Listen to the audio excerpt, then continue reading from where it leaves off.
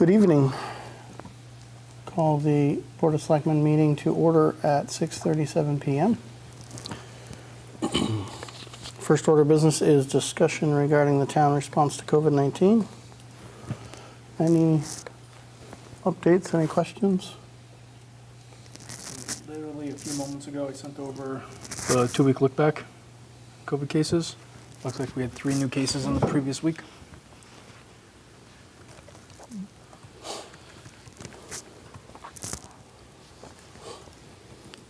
Following one in the week prior. Correct. Okay. And then the only other discussion that we'd like to have with the 3 of you at some point is the opportunity to reopen town hall to the public on the days that we're staffed. We've sort of held at the Tuesday and Thursday position since last summer, and we had meant to revisit in the fall, and then we had the increase in the Omicron variant, so we paused those conversations. We did check in with the majority of the town hall staff members, and everybody that I've heard from today has responded that they would be in support of opening back up to the public on the days that we're open.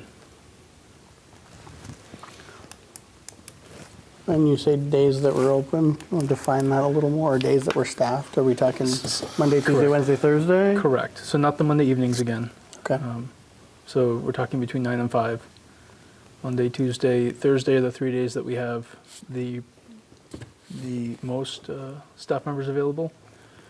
Wednesday would be the next staffed, and Friday is just myself and the town accountant and the assistant. So, and Fridays are always shorter days anyhow.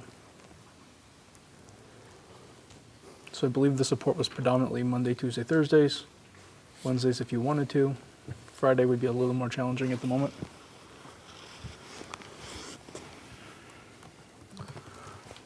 Thoughts? I think I've always been on the fence about Friday in general. A lot of towns don't do Friday for, allow more office work and prep for the following week. I was going to suggest that we not do Friday, Yeah. and just and remind me one more time. You just said it. Wednesday, it's shorter staffed. Tax collector, select board's office. That's usually also the day that Mariah works from town hall. So Wednesday's the next day with more offices open. Friday's the least number of offices Okay, open. so Wednesday's not a concern then. Yeah, I would suggest Monday through Thursday. Works for me. Okay. Do you need anything more formal than that, Brian, or is that good enough? If you're okay with it, we will. I'll work with the staff and we'll clarify all the signage at town hall. That works. Okay. Sounds good.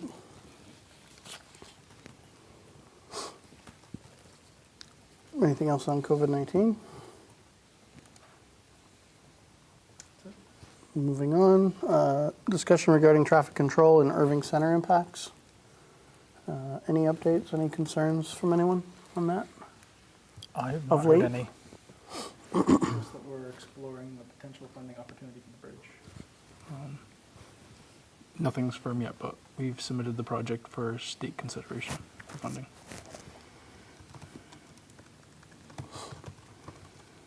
Anything's better than what we have.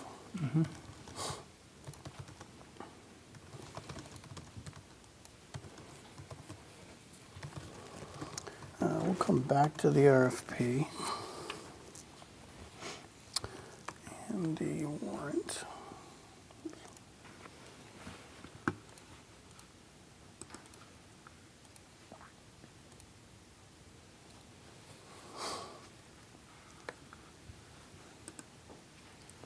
I did not miss minutes in today's, did I? If we can pass over that Okay. and the 14th water commitment.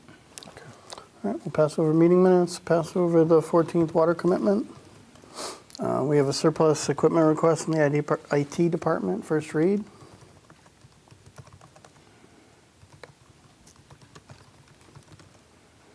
While I'm pulling it up, do I remember correctly? $300 value? Is that what you saw? I believe the handy cam and the projector. Yes. That, so you saw like a new value of 300? Is that on Amazon approximately? Is that what you were looking at? I put that in a long time ago, and I haven't refreshed my memory of it, so I'm sorry. So back in February it was? Yes, it's back Okay. in February, it's almost April, so. Yeah, okay.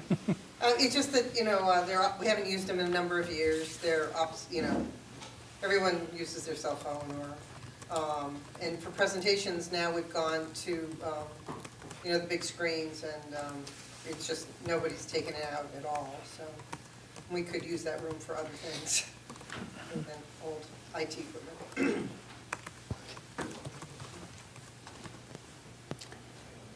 You mentioned there's still a projector here. You're talking about There is, that I did one not- or a mobile one as well? There is a projector, and there's the small projector, just like what mirrors on the surplus, but I didn't have the security numbers, Oh, so that's why I didn't put them on there. But I would also be asking for those to be cleared surplus as well. I hadn't checked with Paula, but I don't believe that she's using either of them yet. The only thing I would have checked on her was the projector, because I know before COVID, we were using this projector more than the one that you put up.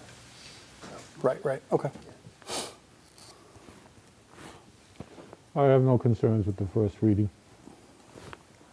No. Same? Ready for next meeting? Yes, please. We have review and appointment of Veterans Committee letter of interest, or,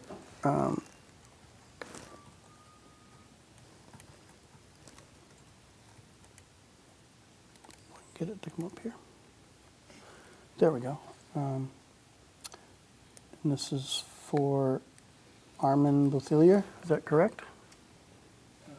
Pamela, correct. Are you It's sure? actually I think the email is Pamela, but I think the request is It's Armin. from Armand, yeah. Oh, my apologies. Okay. Interested in being appointed to Veterans Monument Committee?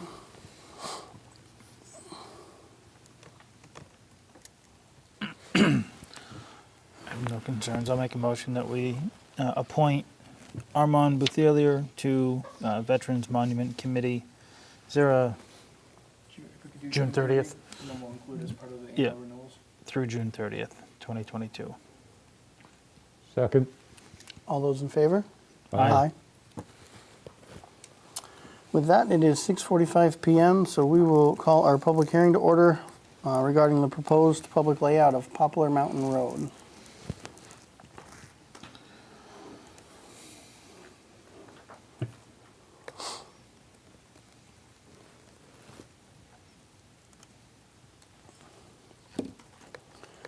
We have documents here showing the layout of the road. The general purpose is to formally adopt the road as it's currently laid out, no change to the bounds, as it is a county road today. And so it falls under the FERCog, but we still maintain it. So this would just be taking it over as our own road. So effectively, other than adopting it, there's not really any significant change to what it is today. We still are responsible for it as it is currently without making the change. So we can get into more detail, but that's the real high level. And I don't know if there's any questions from the audience while we're here. Is repaving, and is that coming soon, or is that? I'm just curious, is this where we're going with this, or? You're talking about making that into dirt road. Go on. No, not that I heard. So, I mean, yes, when and how is the work that needs to be done. So we are looking at engineering to look at the drainage issues, obviously the damage it took in the storm this last summer. How do we prevent that permanently? And so first, engineering study on what does that need in terms of drainage in the different sections to prevent and hopefully a future storm from causing that kind of damage before we repave it. Likely then doing that work and then repairing the base as needed and then paving it, of course, is the last step. But that, high level, that's the direction we've been talking. Right, but But you're not widening it or changing, you're, at this point, you're not planning, at least at the lower end anyway, down where we are, you know. No, I mean, that would all be part of the engineering process and Okay. looking at what we're going So to that's- do, and we would got be nothing talking to do about. with this right here today. No, this would just be us taking formal ownership of it Yeah. to then, I mean, if we're gonna put this investment in it, although we do maintain it, it's not actually our road, so. Correct me if I'm wrong, Brian, but it would give us a little more formal legal authority to actually do these things without going through the FERCog to do the work.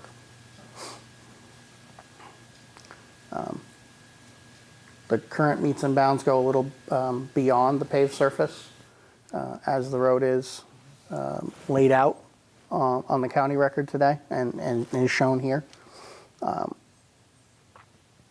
There has been some just high-level conversation about, does anything need to be done up there to help improve drainage, water management, or snow clearing and things like that. So that'll be part of looking at the holistic road and what do we need to do.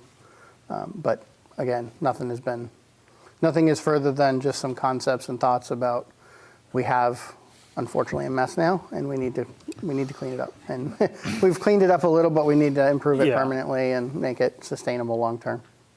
Just a question, would the town not really have it now that you're kind of taking it? It would fall into the chapter 90 funds and stuff like that, so the future things that we could be kind of utilizing for the road if we needed it or whatever. Does it already? Yeah, it's already. So it's a county road, but we maintain it and we do get the chapter 90 for it, even though it's not adopted as ours yet. When they abolished the counties back in the 90s, they transitioned certain responsibilities to the towns, and so the maintenance of those roads became our responsibility, but the legal authority to change things stayed with them, yeah. Or at least we did get the chapter 90 to go with it, Yes. however small that was. Yes, Jackie? The current pavement only goes up to that cul-de-sac, which really isn't in the layout. And so is the intent for you to explore to go all the way up to what is a hammerhead, which is way past the last house? Currently, that's just a path. So I know in early discussions, we had discussed looking at multiple pieces, the first third, and then all the way up to the hammerhead, and just seeing what the different possibilities would be. Is it worthwhile? What are the needs? What are the purposes? I know at one point we had talked about, I'd say we as residents, not even the board, just hearing conversations about hikers and everybody going up there, and potentially maybe the hammerhead could be used as a couple of spots to park a car. But none of that has been formalized in anything other than just casual conversation. So we really need to first own it, and then we can sit down and look at engineered plans of what it would look like. What do we need for management, waterways, all of that, and then can we extend it? What's the cost? Is there an impact in that sense where we can even afford it? So we have to look at all of that. So although Eversource isn't supposed to be using that as an access point to their highway up on the mountain, they have taken back to doing that. So there's a lot of heavy equipment traffic. So just to keep that in mind when we're furthering the discussion about that we probably need to have them at the table, because I know they stopped it for a little bit and then they started it all over again, so.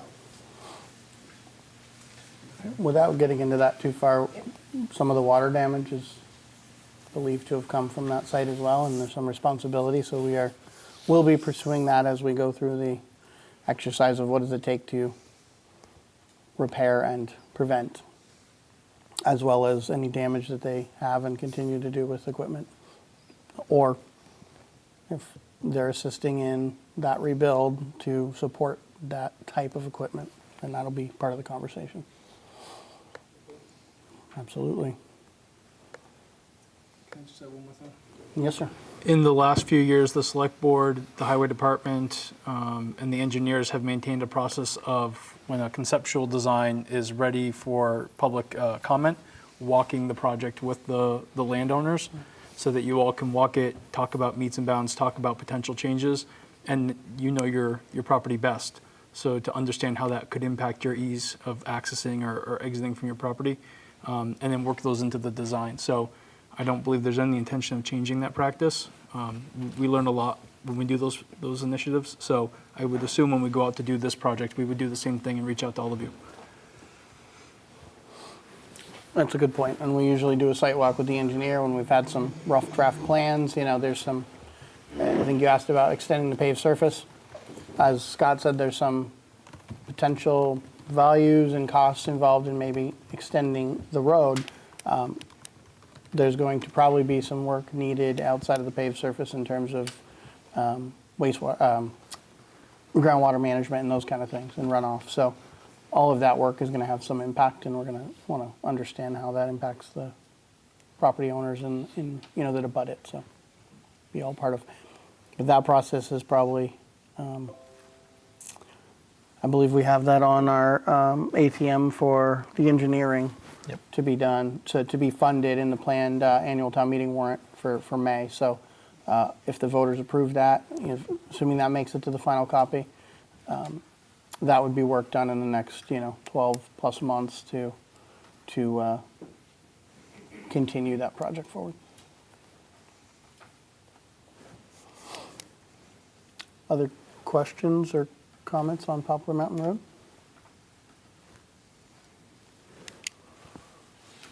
Okay, none appearing. We'll close the public hearing at 6:54 PM.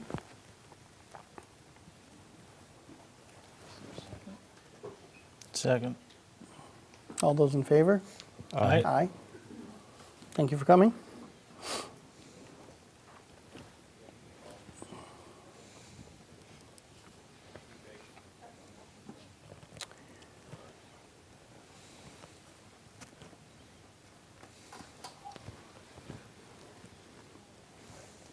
We'll go to discussion of the Complete Neighborhoods Initiative.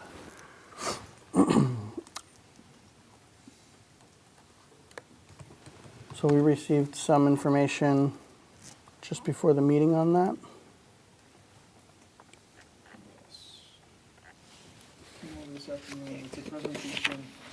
Packet from a educational workshop that was held for communities that are interested in exploring this.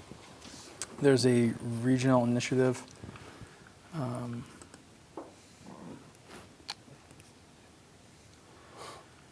Sorry, one quick thing. So this is an educational packet that was presented for the communities that are interested in exploring this opportunity. It has some state and federal benefits associated with these designations. We had found out through our regional partnerships that there were several Franklin County towns exploring this initiative, and there was a question about whether or not Erving would want to be a part of this regional application and benefit from some synergy from other towns supporting this. It does take a few months. I believe it's 11 months worth of work. So you have to be able to commit to a monthly meeting. But we would not be the lead agency, and we would not be doing the bulk of the reporting or the application work. But obviously there's a lot of details in that packet. We're not sure that the board would be ready to review and actually make a recommendation tonight. But what Mariah was hoping to begin the conversation with you all tonight is maybe a discussion of what the potential benefits would be. If you did think that this was something that we were interested in, what neighborhoods we would want to identify as part of this project, and if you would support the chairman in submitting a letter of support to the greater application that the county is submitting. Mariah had hoped to be able to be with you tonight. She couldn't make it, but is happy to answer questions that the three of you may have about what this initiative is and what it's not, and do any other additional research that may be necessary.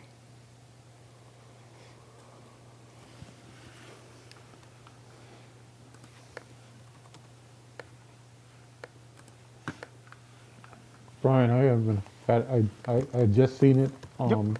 in the packet. Yep. And really hadn't had a chance to look at it. Right. Is there any time constraints to this initiative? I just pull up one more document about that. April 15th. Applications will be accepted through Friday, April 15th, 2022. And you all have a meeting on April 11th, tentatively. Yeah. I was going to ask if we could bring it back. 'cause Yeah, I was mean, thinking the I same s- thing, I so- skimmed through it, and, we got it an hour, I saw it an hour before the meeting, just not enough time to give it the due diligence to actually read it thoroughly. I have a lot of questions about it. And maybe I'll reach out to Mariah directly Of course. in between. No, I agree, and Yeah, same. I agree. Yeah. I saw March 10th on one slide, and I was like, okay. Yeah, I think that was must the have been presentation. the we start, gave. yeah, of the presentation, because Conceptually, as you think this through, Complete Streets, we started that effort a few years ago, and that sort of changed the way we approach our road projects. We think about them as holistic transportation mechanisms now. It's not just milling and paving. I believe this is DHCD, so the Department of Community Housing and Development, their effort to have us think holistically about neighborhoods. So it's trying to do that paradigm shifting of when you approach a neighborhood and you're thinking about all the things that go into the resources that you need for what is a healthy neighborhood, to think from that holistic vantage point. So we've been using that analogy of complete streets. So if that helps as a framework as you look over that packet. But again, we'll get you whatever research you want. I did read that and think of just complete the new buzzword Potentially. of the decade. In addition, and maybe you know this, or maybe we can just get the answer on this, beyond, it sounds like we can at least bring it back next meeting and have some time to review it further. Beyond, what is the obligation and what is the expectation coming out of it if we join in, and just systems discrete. Sounds like it's a meeting, or is it a meeting a month, and what is that commitment? Is there any financial piece to it in the initial, phase, and then is there any expectation coming out of it if you're part of it to do certain things based on what comes back from the opportunity? So, Okay. is there obligations that come out of that to the town to further the program after? Would be my initial questions, but again, there's a lot there to digest. Absolutely. So, yeah, just something to think about. If you're looking at the minimum requirements, it's saying that we should delineate one or more districts to designate. So we really do have to come back to the 11th meeting with some thoughts on throughout town, where would we be trying to utilize this? And so we're not coming in saying, yes, we like it, because then it doesn't give any guidance on how to complete the application. So just make sure that we're all aware of that. So keep that in mind when we're reviewing it on our own, to come back on the 11th ready for that piece of it. And I know that Mariah's already put some thought into some suggestions about that, so I can have her proactively send that information to the three of you for your consideration. Okay. Okay, sounds good. Anything else right now on that one? Negative. Okay. With that, it is 7:01 PM, so we will call the joint meeting with the Finance Committee to order. The first topic is discussion regarding potential adoption of MGL Chapter 59, subsection 57C on annual preliminary tax bills. We have our principal assessor and our treasurer here tonight. Would you both like to join us up here for the discussion? Bring up one additional chair if you would.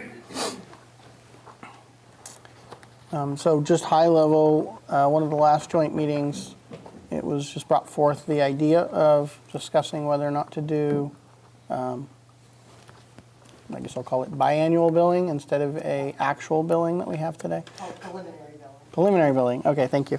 Versus the billing we have today where it's actual. It's semi-annual, so we're a true semi-annual community. We issue 2 actual bills. One is somewhere between October and November on a good year, and the other one is always April 1st and due May 1st. Preliminary semi-annual, which is the adoption of the law that the tax collector and treasurer are proposing, is we would issue a preliminary bill based off of the previous year's last bill, the April bill due May, with the values, it actually just a carbon copy of that bill. And then between July and August, and then in between November and by December 31st of that year, the actual bill would go out and it would be due April 1st. So there's a couple of changes with it. One, the preliminary bill would go out between July and August and be due October 1st, which is about 30 to 60 days prior to what we have with the actual billing. And the other one is the second bill, which would be your true bill, would be due on April 1st versus May 1st. So those are the big changes. Most of the communities in the area do a annual preliminary billing. And I don't want to speak for Jen or Michelle, but the reason for that is that it's the cash flow, it's even cash flow, and it's more of a bill collecting process. It makes it a little easier for the tax collector's office, who's not open full-time. So most of the changes that will happen should the town adopt this bylaw originate in the assessor's office. I talked with my board at their meeting this evening. They're neutral on it. They don't feel that they're going to put forth an opinion one way or the other, because it's coming from the tax collector and treasurer, and really it just changes our processes a little.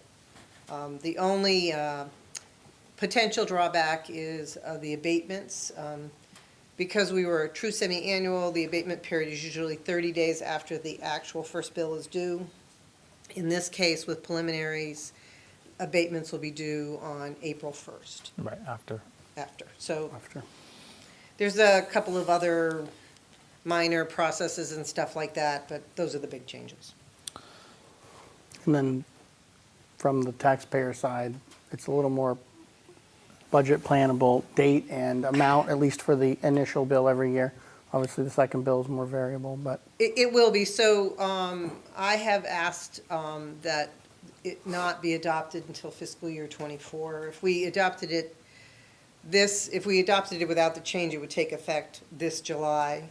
And I think that we need to do an educational component with the taxpayers for them to realize that the preliminary bill that they get is an estimate, and the second bill that they get in November and December is going to be an actual, and it will be different than the first bill, Right. which is not something that we've ever had. Also, the way that exemptions, real estate exemptions for the elderly and veterans, et cetera, are handled will be slightly different. Some of them will make it on the actual bill. Some of them will have to be refunded, because that date is April 1st as well. And and that's when the Is due. the actual bill will be due. Yeah. I did have a question. You mentioned the preliminary bill, the estimated bill, that's the first one of the year. The MGL allows us to do the 2.5%. You had mentioned it was going to be the exact same bill from the previous actual bill that went out, and I'm wondering if you have any interest in doing the 2.5%, just to alleviate the potential for such a disparity between preliminary and then a big hike for the final. And I think that's why that provision was worked in there. The problem is we shift. So Right. we do a minimum residential shift, and you don't decide that until you set the actual tax rate.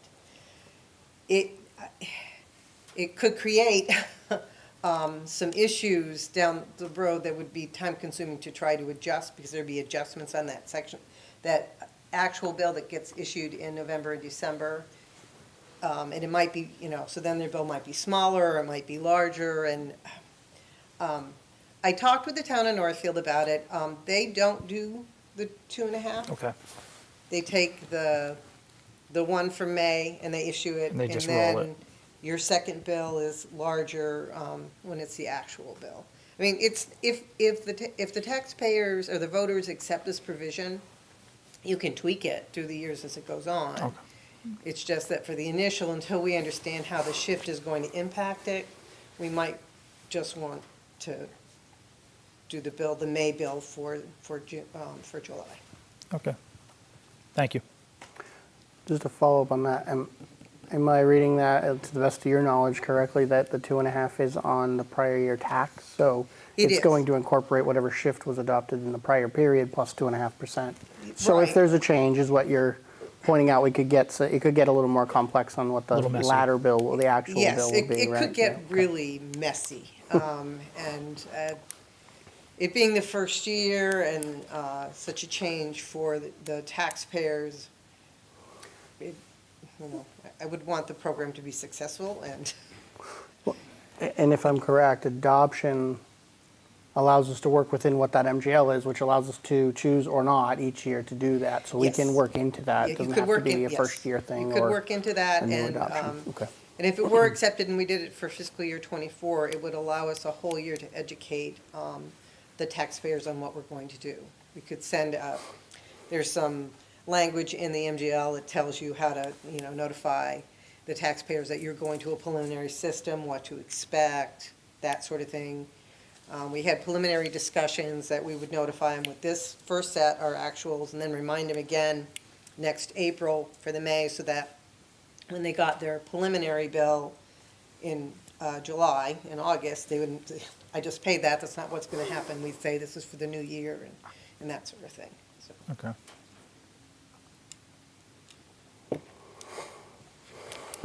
Other questions or comments?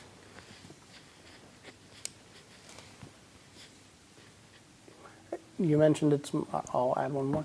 You mentioned so it's primarily more of a change on the assessor's side in terms of process. Obviously, it's more constant for tax and treasurer in terms of billing and revenues and things like that. Could you just short summary what the significant impacts are? It will change in how the assessor's office does the workflow. So we need to have all the all the lot splits, the new construction, the ownership changes, all in the system by June 30th. So it's shortening the time period that the assessor's office would have to do it. Because now we do it all the way up until the tax rate is set. Also, the exemption process will be slightly different as well. So those are the two biggest ones.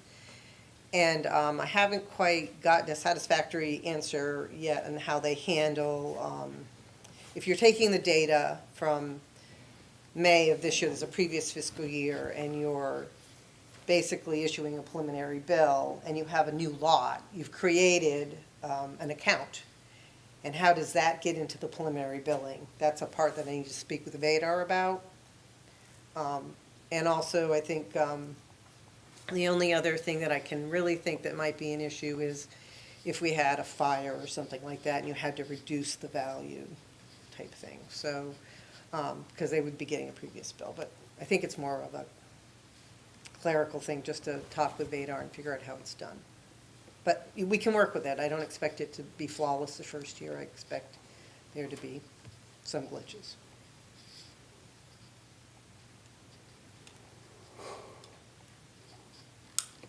Many communities around us do this or do even quarterly, right? Some of them.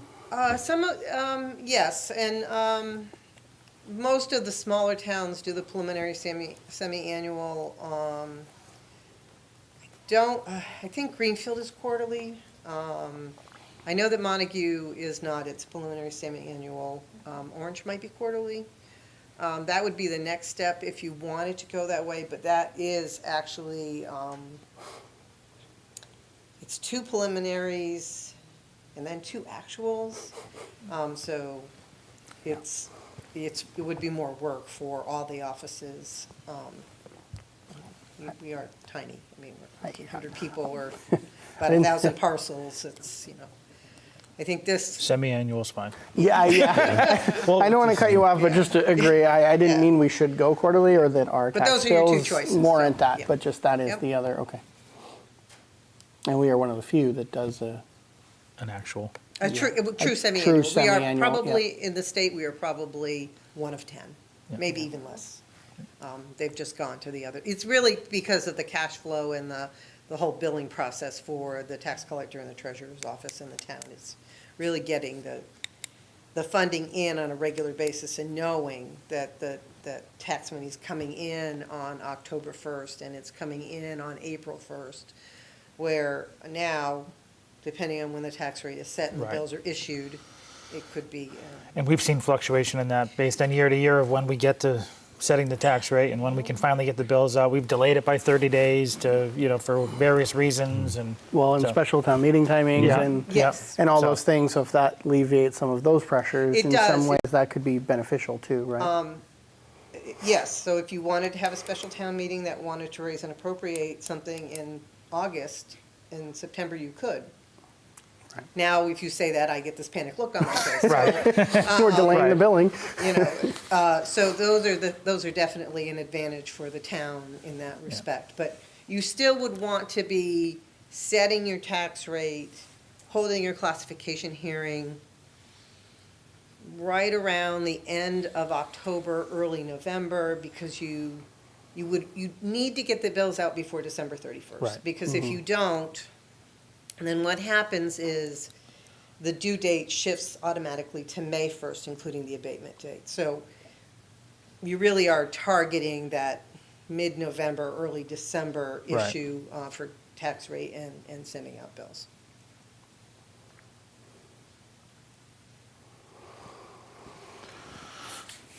I don't have any other questions. None. I don't either. I guess. And if I understood this initially, adoption takes effect in the following fiscal year if it's adopted prior, unless. Unless you We set a date? specify Yeah, in okay. the article that you want it to be effective for the next fiscal year, which I would highly recommend.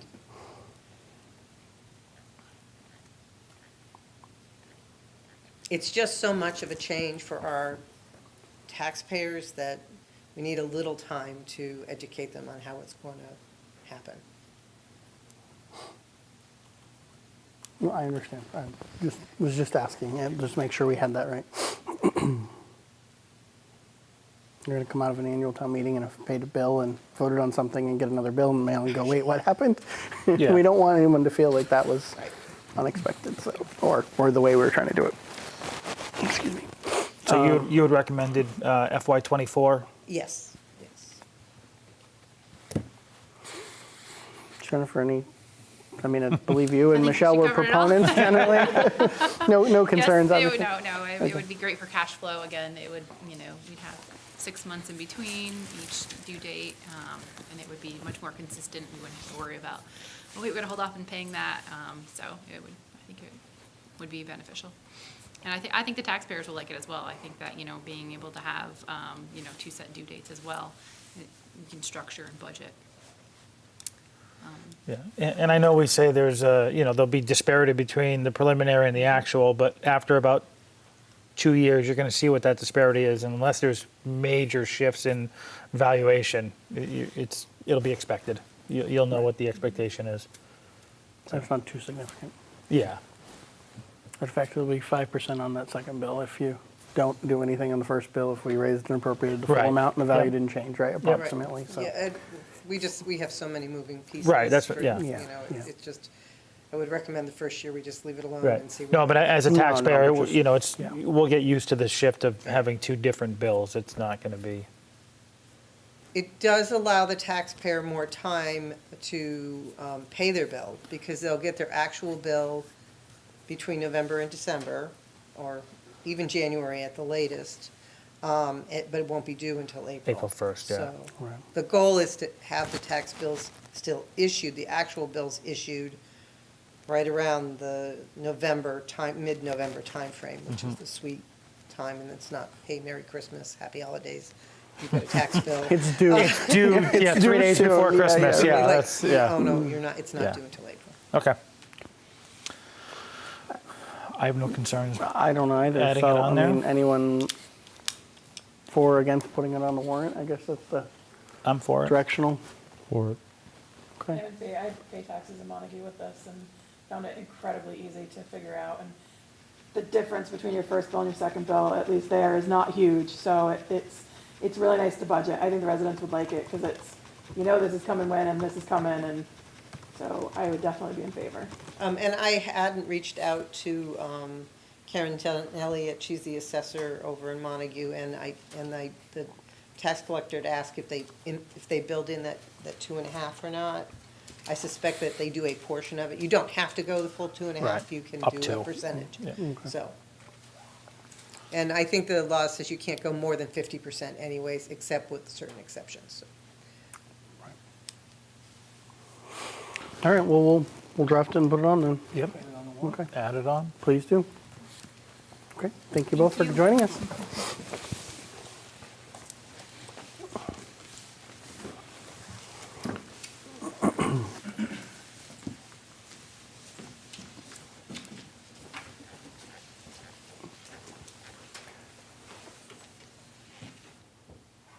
And I am not positive that I was very clear that that was 59, chapter 59 and 57C. 57C. When I,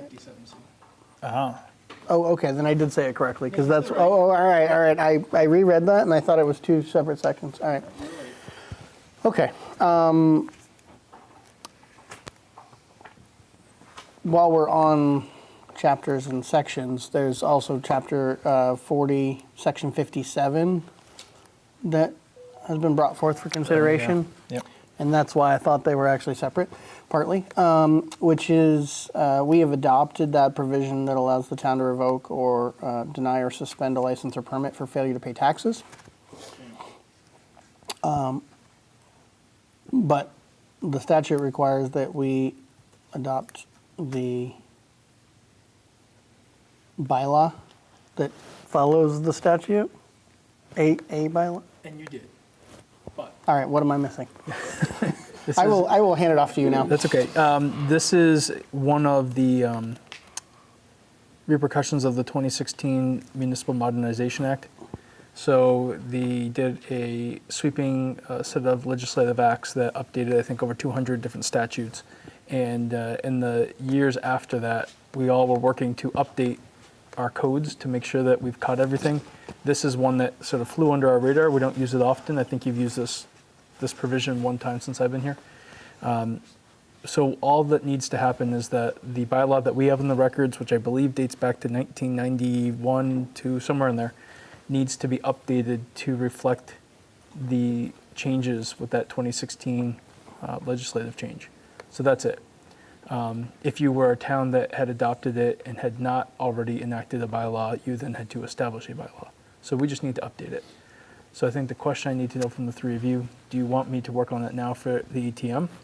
Or do you want to wait and deal with it later in this year when you do your town code sort of wholesale changes that you're going to present to the voters?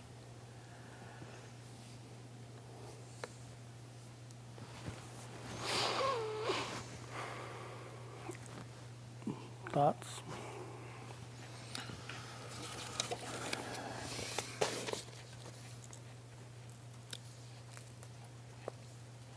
if it's nothing that is time sensitive, I mean, I would suggest just rolling it into the codification that we're doing already.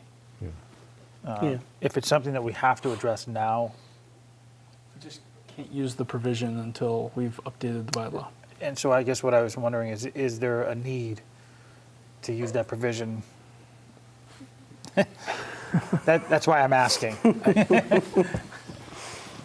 I believe in our last meeting, you indicated that there was once that it was used in the, in the Recent? recent, years? In the recent years. future, past. Yep. What was that instance? It was a delinquent tax bill that had gone to the tax collector for delinquency, and as a result, when we were doing the renewals for annual licensing, we worked out a payment structure and the potential to revoke the license. That taxpayer is current. That taxpayer was able to get their full license, so we never revoked it, we never suspended. But the potential existed, therefore there was a mechanism to work with that individual to become current. I think I remember that. Yeah. Okay.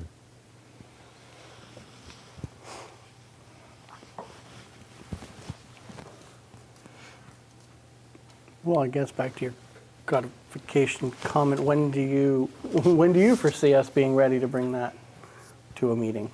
The planning board is trying to schedule their public hearing that will include all of their town code changes. That's probably the most substantial one that has some legal hurdles that we have to work around. The rest are all ones I just need to bring in front of the three of you. So my hope was as soon as we are done with the budget planning process and we could put this to bed, that you would have a little capacity on your plates that we could actually review those recommended changes. So if I had to put a timeline on that, are you thinking fall STM, spring STM, next annual? I was hoping to put it in front of you in May so you could start to see it. And if you were starting to feel like you had agreeance with what has been proposed, or you can you've seen the forms when you saw the planning board's ones. Yep. It's going to give you, here's what we noticed, here's our recommendations, and you're going to make your recommendation back to them.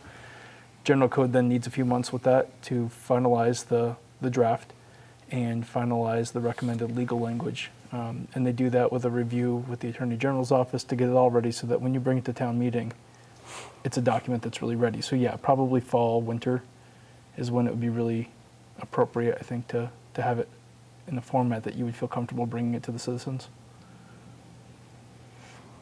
I only ask because of timeline with taxes and with Right. licensing. You know, if Right. we're finalizing that by late calendar year, early next calendar year, it's probably in place. Hopefully, by the time we would need to utilize it. Hopefully, so that makes me feel like it's not pressing to fit it in for the annual. That's why I was asking. If we had to Yeah. cram it in because there was a need to do something now, I would do it.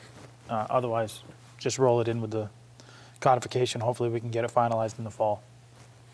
Let's do that.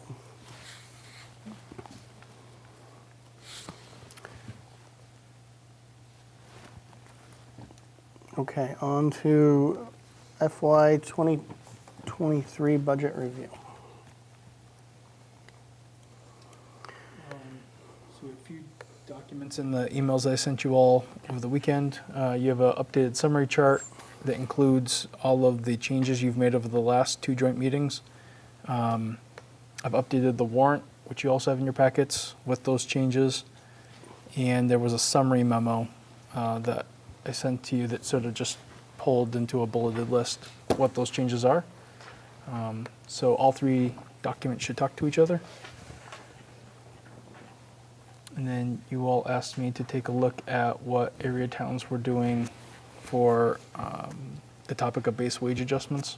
And so on the second page of one of those memos includes just a conversation about what I learned from the other towns. I think those were all the documents at this point.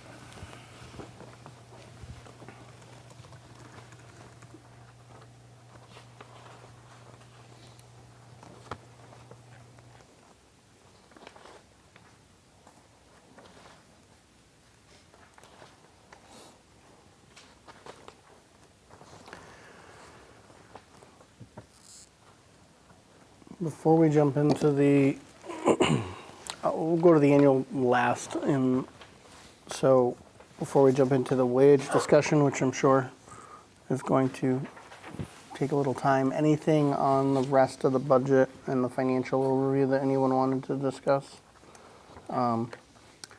This incorporates the changes that we've discussed in prior meetings, all of the capital plan, the adjustment to secondary education to bring that down to level funded, right? And plan to have an STM in the fall if necessary to fund any gap. Change in public safety for the watch guard system. And if there's any other specific ones that people were curious or want to make sure we're in here, please bring them up. At the end of the day, with what we're projecting for revenue, receipts, growth, and current free cash, our available revenue for fiscal '23 is $13,323,316. And at the moment, our operating and capital expenditure plan is $13,029,545. And then we approved $41,983 at the STM in March from free cash. So that leaves us right now with a balance in free cash of about just under $252,000. The one item that I know of just met with Motorola regarding the WatchGuard proposal for the leasing today to clarify some adjustments, the fifth cruiser, things like that. And there was some errors in their first proposal. The upfront costs were considered deferred costs over the 5-year lease. So installation services, configuration, and startup of all the systems and everything, and the actual equipment cannot be, or not part of the lease. It's the services that are leased only. So the annual operating cost is just over 15,000, which is similar to what we saw in the original proposal. I believe it's 15.1 or 15.2, and I can pull that up. The upfront cost is about $27,000 for the installation and the services, which is about the 2,200 more annual that we were expecting for the fifth cruiser, but it's all shifted to upfront cost because they didn't separate those out in the initial quote.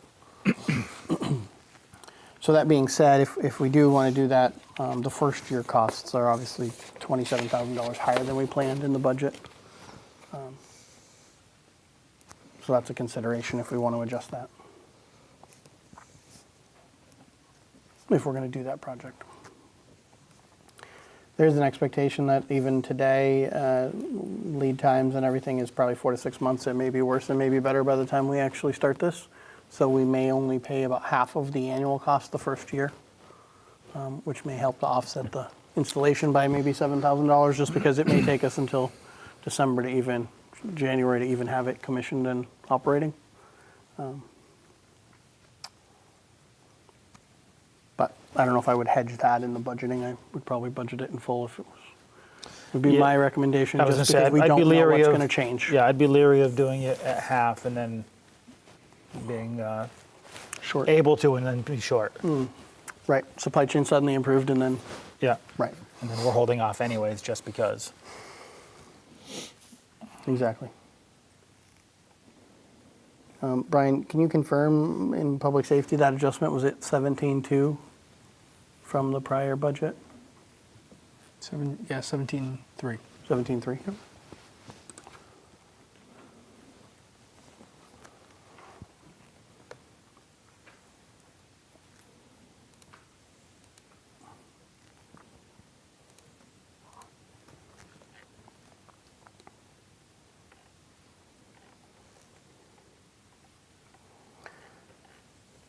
So I guess what I would ask is directionally, are we okay with including that, or you're supposed to get an updated quote tomorrow with the tweaks that we discussed today on the call?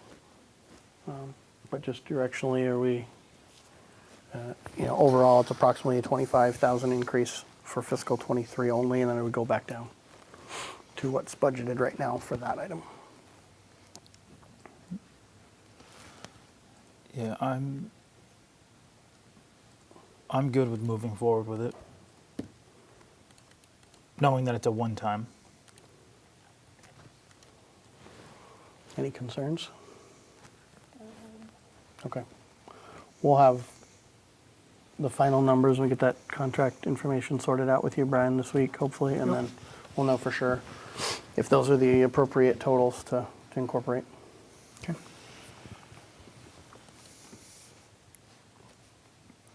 So that bring our free cash down to about 225.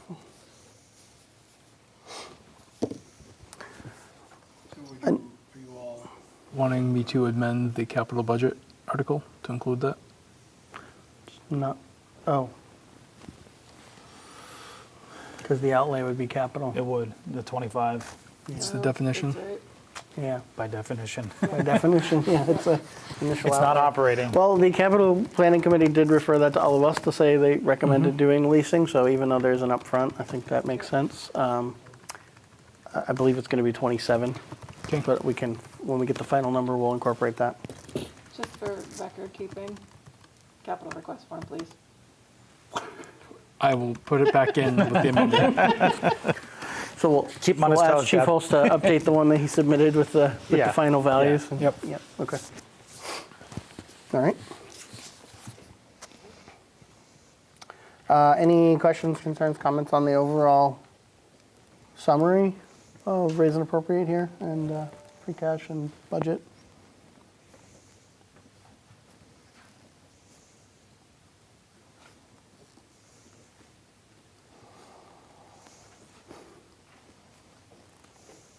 This includes the repayment for the library. It's at 273, 253, something like 273. 273. Yep. Yep. And then we moved the balance of the solar over Yep. in the STM, so. I think we discussed briefly considering that part of the repayment, moving that back, because that wasn't original stabilization funds, it was free cash funds. Or Right. something like that, or Yep. RNA, so. So I think after this payment brings us down to around the 100,000 range, which is what we hope to get out of the LEEDS certification, so. We may be, they were getting close to submit, I think, right, recently? They're supposed to be working on it back in December, so we should be hearing back soon. Okay. It's definitely a long process. Is it? Yeah. Okay. Too long, but that doesn't make it any different here. Looking through the rest, I don't have any further questions or concerns. This incorporates all of the capital. This includes a capital stabilization deposit of 150,000 as well. So.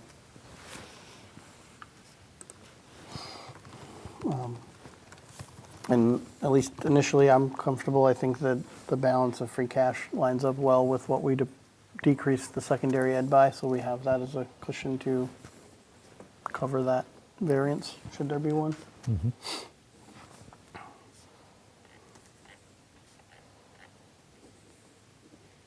All right, no further questions on the overall. I think whether or not there would be any kind of adjustment to the wage table this year is the only remaining budget item that's open. Is that correct? Yes. It's the only one I can think of. Same.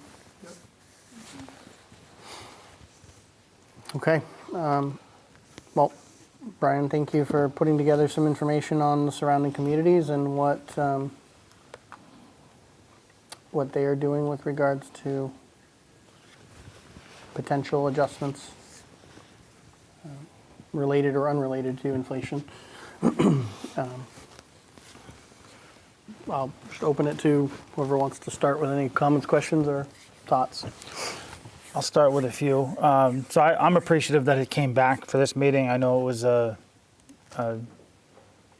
say contentious, but not really. It was a lively debate on whether or not we should be looking at an adjustment. Over the last couple of weeks, I've had some, just really sort of grappling with the step and grade system. It's something that I worked under for over 20 years. And then hearing the conversations about competitive wage structures, I think Bill even mentioned at our last meeting when he asked the chief, is our starting rate high enough to attract new people? And you see turnovers happen all the time, and really looking at when I ask about an adjustment to the step and grade, it's really looking at two components. One, it's looking at what is our starting salary, and are we adjusting our starting salary to make sure that we're competitive?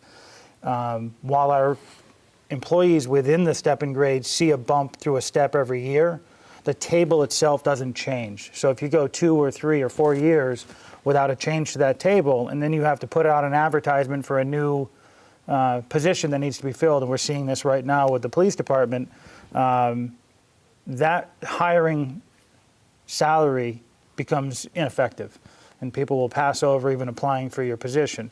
Now, I understand that there are other benefits within Erving, and we have to do a better job at touting those benefits and what that means and putting a dollar value to that and what it means for retirement and the benefits of those. But I can tell you, as somebody who's in their 20s looking for a job, the thing they're looking at is what is the salary?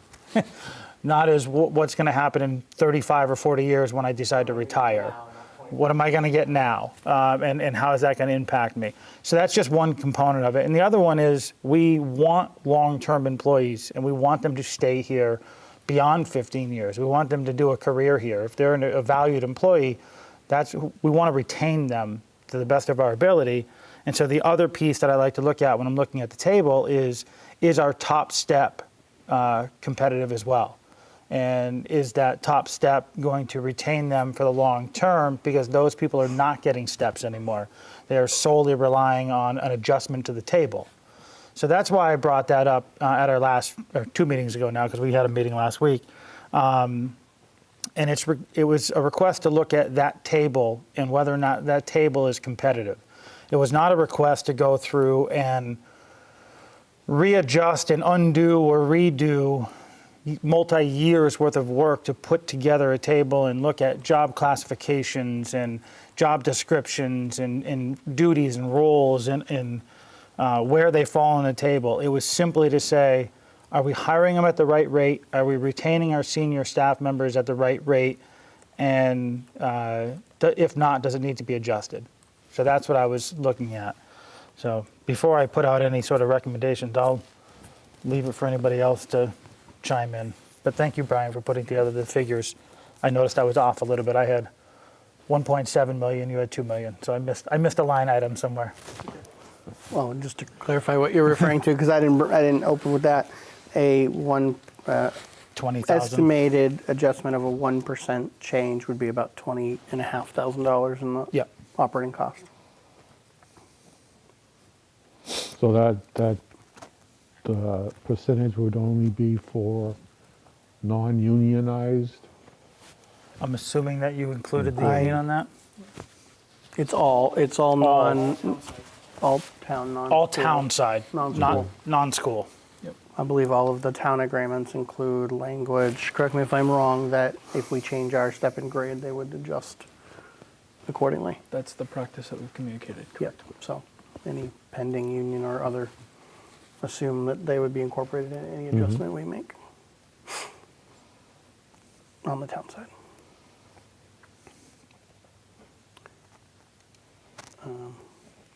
I just had I probably had a few questions, but just a quick one on Deerfield. So you noted that they were looking at it, and again, just for clarity of anyone listening or watching, all of these numbers from surrounding communities are tentative, just as this discussion is. So these are proposed adjustments that have not necessarily even been determined by the The boards. boards and committees that Correct. that would present these to town meeting or to their community for adoption. So just put that caveat and disclaimer on all these numbers. But you mentioned 2% for non-union and that the teachers' collective bargaining had a 3%. Is that in addition to a step and grade in that town, do you know, for town or for CBA? The response I received from Deerfield didn't give me that secondary question that you just asked for, didn't give me a response to that question. Okay. I had asked that, but I didn't get that in my response. Okay. We can probably assume that the CBA has one, That is my assumption. but the town side, we don't know. I've never seen a CBA not have one. And that was what I was, yeah. So any of these, if they tell me that they have a unionized position or faction in there, my assumption is it is step and grade. Most unions, when they're putting together a fiscal package for their union members, work off of a step and grade. Agreed. It's very rare that you'll see a union contract without a step and grade system. But 3% increase for CBA doesn't define whether that's the So, step, an adjustment, or both. Having worked on union contracts for over 20 years, when a collective bargaining talks about an increase, a percentage increase, they are not adjusting steps. Those are typically embedded into the system. When they're talking about a percentage increase, it's to the table as a whole, which adjusts every step and every grade. I've never heard of a CBA talk about a percentage where they're adjusting the table itself step by step and adjusting the steps between each other. They're adjusting the total table. To what you said earlier, typically when a community has a grade and step system and they decide in a year that they will we'll use a 1% adjustment, they would make that adjustment to the first step of every grade, and the rest of the the formulas stay the same. Same. And because you made a change to one, they all update, They all update automatically. but the formula itself has not changed. Well, and a step change is not an increase, that's your next step. So Right. the increase is on top of what's Right. already there, okay. Yeah. Right. Yeah, so I think to answer that, I had the same question looking at a lot of the information gathered, and I had to just try to draw out if they're talking about bargaining units embedded in there. My assumption is that they're on a step and grade, and any adjustment they're talking about is to the step and grade system, the whole table. Unless they clearly said, I think there was a couple in here that talked about it. Northfield is our neighbor next door, and they're looking at a 6%. But as you noted, based on the FERCog numbers, they're behind. They're lower as far as starting salary. Oh, in from a couple various- years ago, I believe, Yeah, in a yeah. couple years ago. So I Yeah. think they're making a larger adjustment because they haven't had an adjustment for a while. They are on a 15-year step and grade system like us. And I think that's one of the things that I'm trying to avoid is you now have our neighboring town looking at, oh, we're behind, and then you see a big hike of 6%. That's if they had been reviewing it annually to say, where are we at? Should we be adding a percent? If not, maybe it's 0 this year. At least reevaluating it every year, whether or not it's a percentage that you change it. It's still a good practice to look at it every year, so you don't see huge spikes. Because some of those huge spikes, sometimes you say we're way behind the time, and it feels like another redrafting of an entire system, as opposed to let's just review our table and make sure we're still competitive. I can tell you I'm not proposing a 6%. We'll get that one off the table. All I'll right. get that one off the table. Yeah. I may be in minority of one, and that's okay. But the way I look at the numbers is not so much comparing what other towns are doing. It's good that we did that. I think that's a reasonable exercise to have. But the numbers that Brian gave us is the consumer price index, and this is described as what a general basket of goods would cost somebody, is going up almost 8%, 7.9%. And Social Security's given a couple of percentages less than that for seniors that people on Social Security get 5.9. And it seems to me with the numbers we've got here, if like, I've been accused of being a lot of things, and a mathematician's not one of them, so if I'm wrong, just go ahead and say so. But I believe in our discussions we had in assessing office to try to understand so many variables, you can't come back to me tomorrow and say, you said 7 cents and it's 8. It's not exact. But if $20,000 is 1% of our total payroll, if it costs the town $20,000, then $100,000 would be 5%. $100,000 would add about 7 cents per thousand on the tax rate for homeowners, residential, and open space, whatever, roughly, about 7 cents for $100,000. So if we were to give a 5% raise, that's $150,000. So we're talking 9, 10 cents. So on a $200,000 house, you're paying $20. Now, so everybody gets a 5% raise when, now the consumer price index is 7.9, well, look what inflation's doing. This is what they say it is. Go to the store and you're paying a lot more than 7.9% more than you was last year for a pound of hamburger. So I'm trying to have a balance here. We've got the taxpayers on one side who are paying the bill, it's their money, but also we're an employer. We have to be fair to our employees. So if we have employees who are suffering with, everybody's suffering with this inflation rate, but as an employer, I think we have a responsibility to recommend a raise for our employees.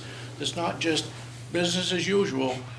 Before, nationally, everything hit the fan and gas went to $5, $6 a gallon. Everything's gone up. I think as employers, we have a responsibility to give them 4 or 5%. It's hard to say that, but I'm trying to say for an average homeowner, a couple $100,000 might cost them around $20. I think it's valid. Like I say, maybe a minority of one, the number's confusing, I'm not a mathematician.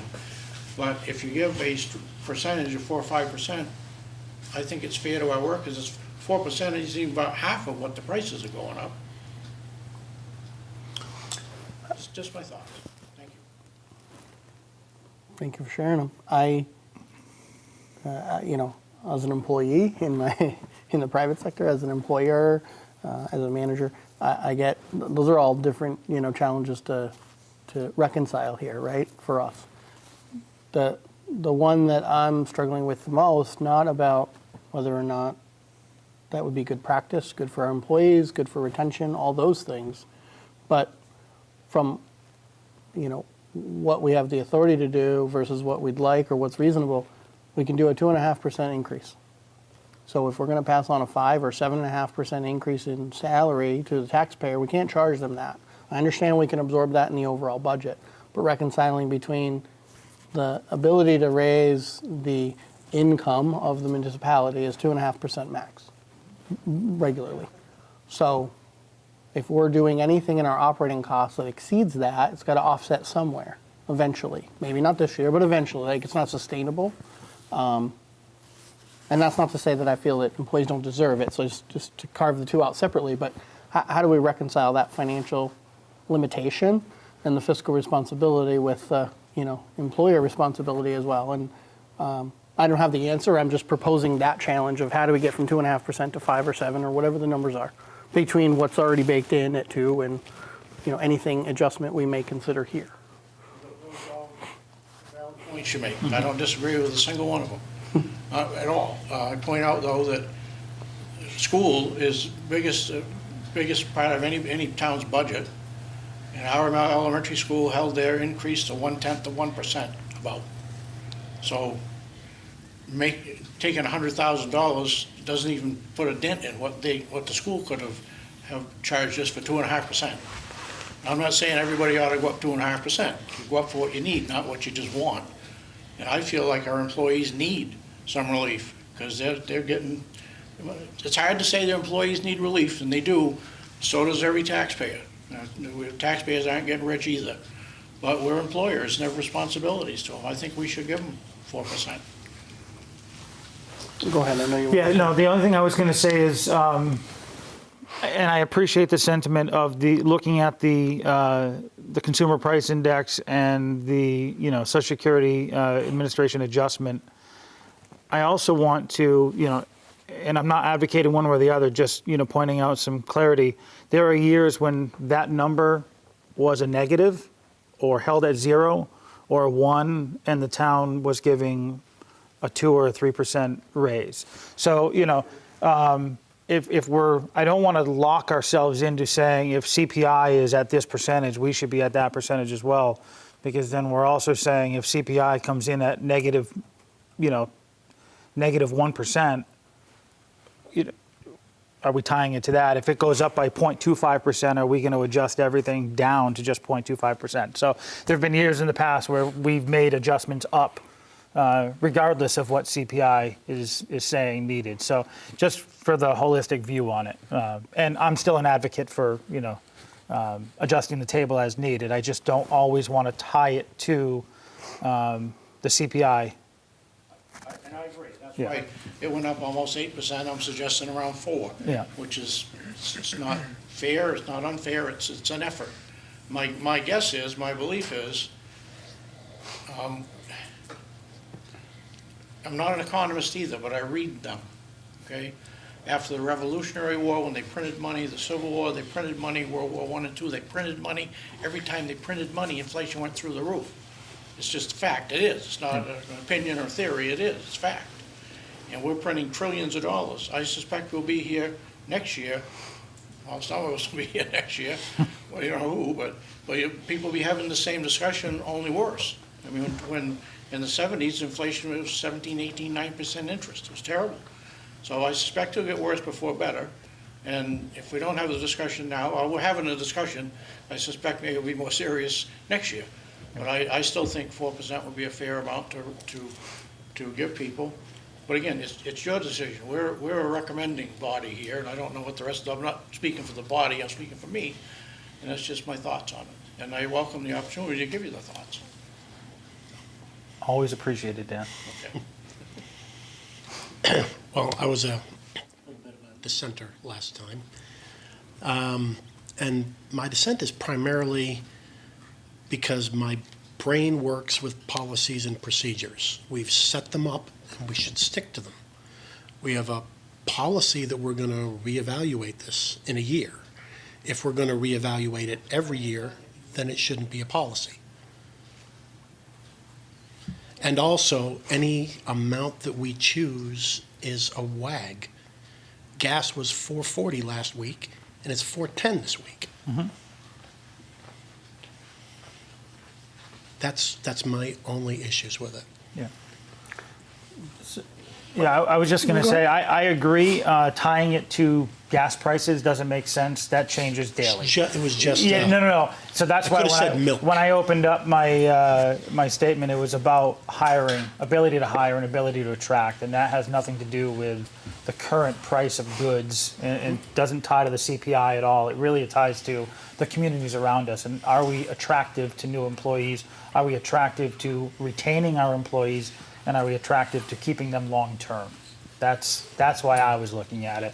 The CPI, the cost of living, is going to change all the time, and sometimes inflation is going to be through the roof, and then it's going to wane back down, and we're going to go through those ebb and flows, and we'll deal with that accordingly. I like to look at it as, are we looking at a wage structure that's competitive or not? Okay. You know, and that's why I chose that stance rather than, because you're right.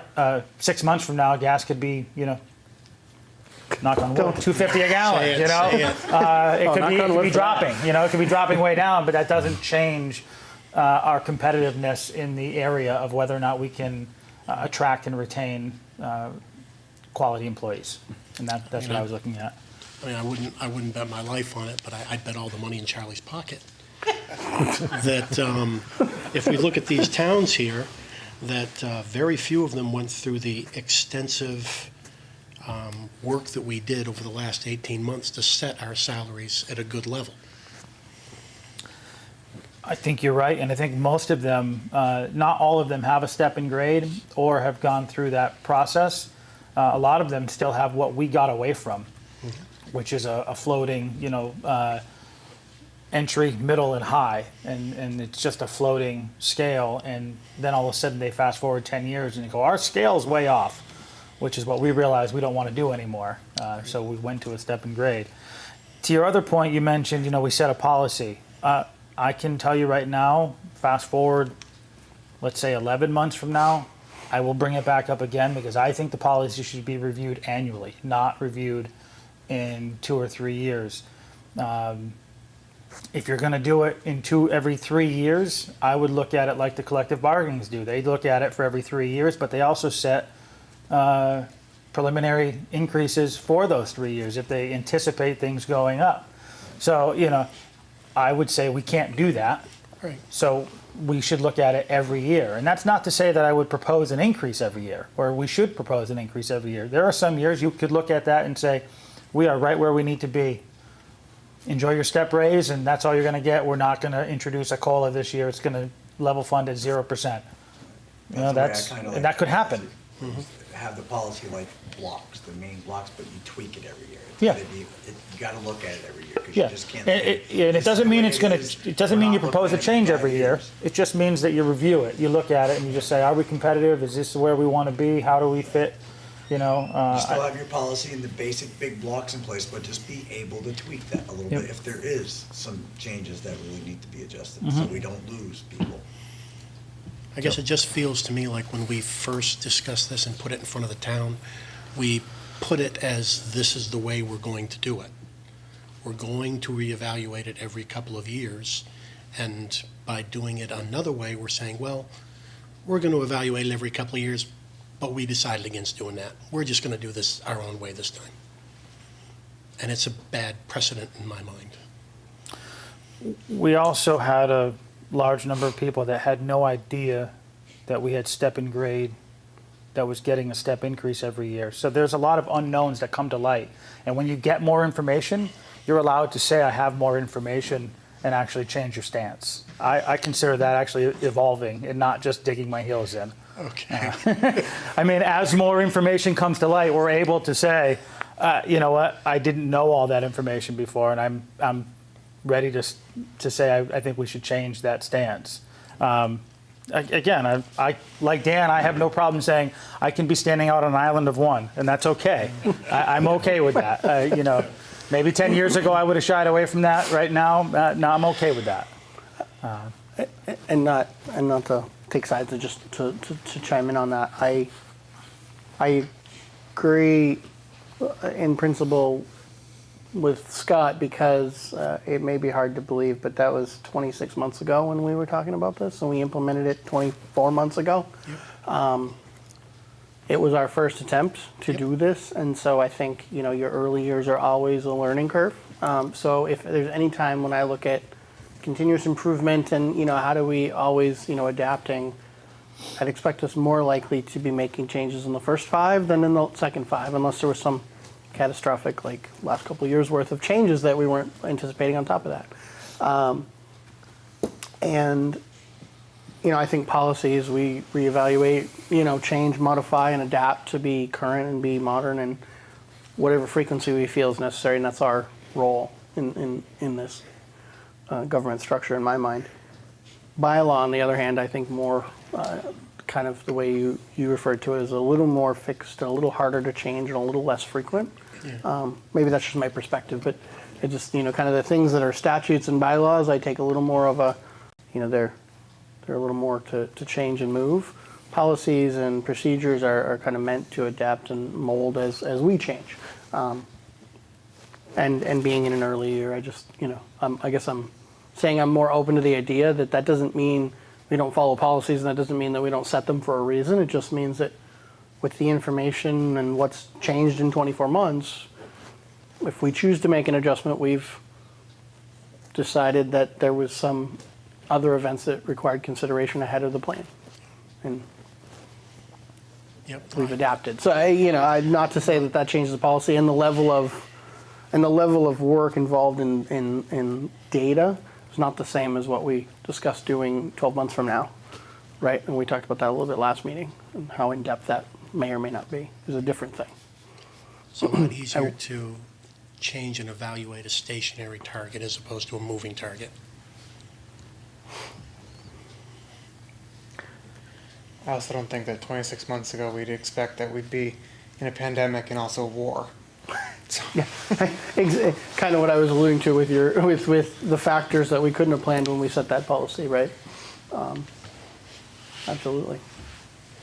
And I agree with you. I do feel to some degree what we've discussing trying to achieve, staying competitive in the market, weighing all the different market and you know, government and national factors and global factors that are driving cost and competitiveness for us as an employer and, you know, for our employees.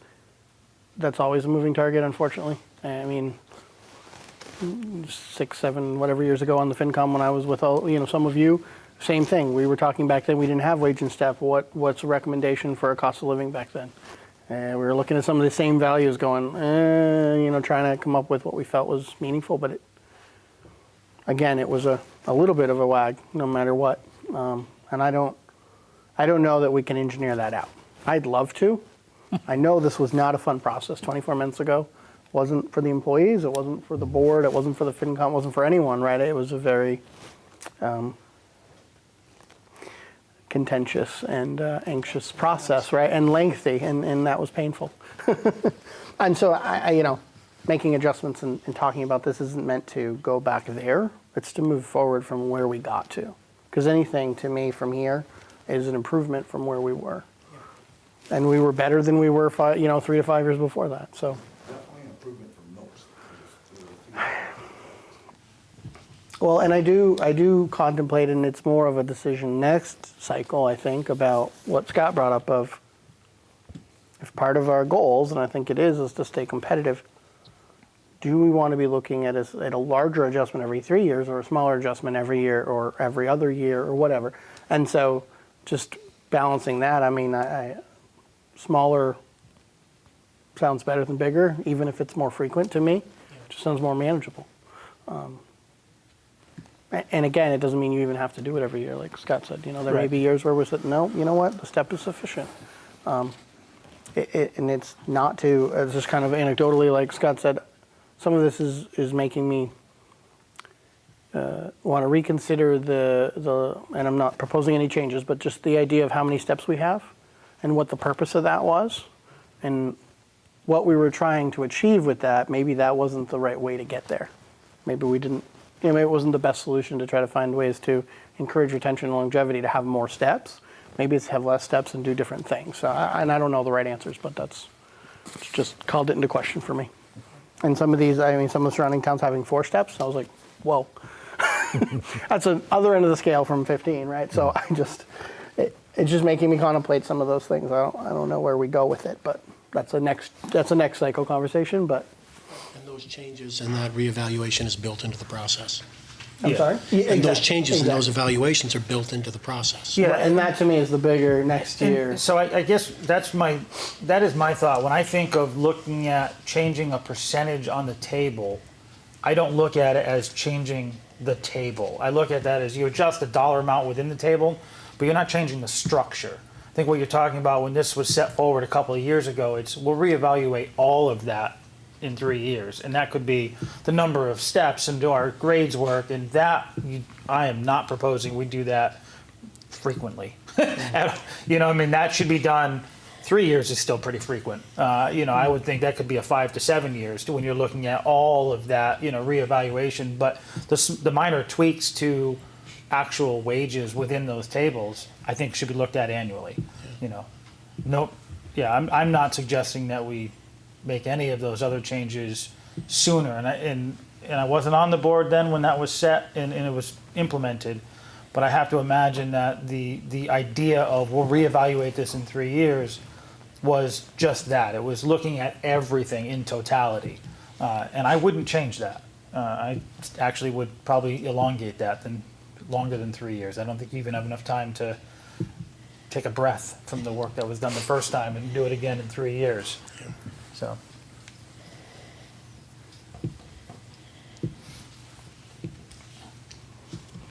Are there thoughts, comments, questions? Well, What Scott's gonna propose. I kind of feel I kind of feel like I'm all over the place on this subject. I mean, I clearly feel that some of our people, and I'm not, and I'll probably be condemned for this or yelled at or screamed or whatever, but I've been in law enforcement. I was in law enforcement for over 30 years. So when I see officers out there who on a daily basis go out and risk their lives for all of us, and they're barely making a decent wage, that bothers me, and I feel like we need to do something about that. I don't know what that amounts to, how much money that amounts to, and I'm not sure that a cost of living adjustment every year or every 2 years addresses that. I think I kind of feel like it's a separate conversation that we need to have on what is clearly an adequate pay and stays in step enough to want to keep our employees with us while they earn a decent pay. And so I really don't know what the answer to it is. I suspect probably a combination of all those things, as opposed to any one.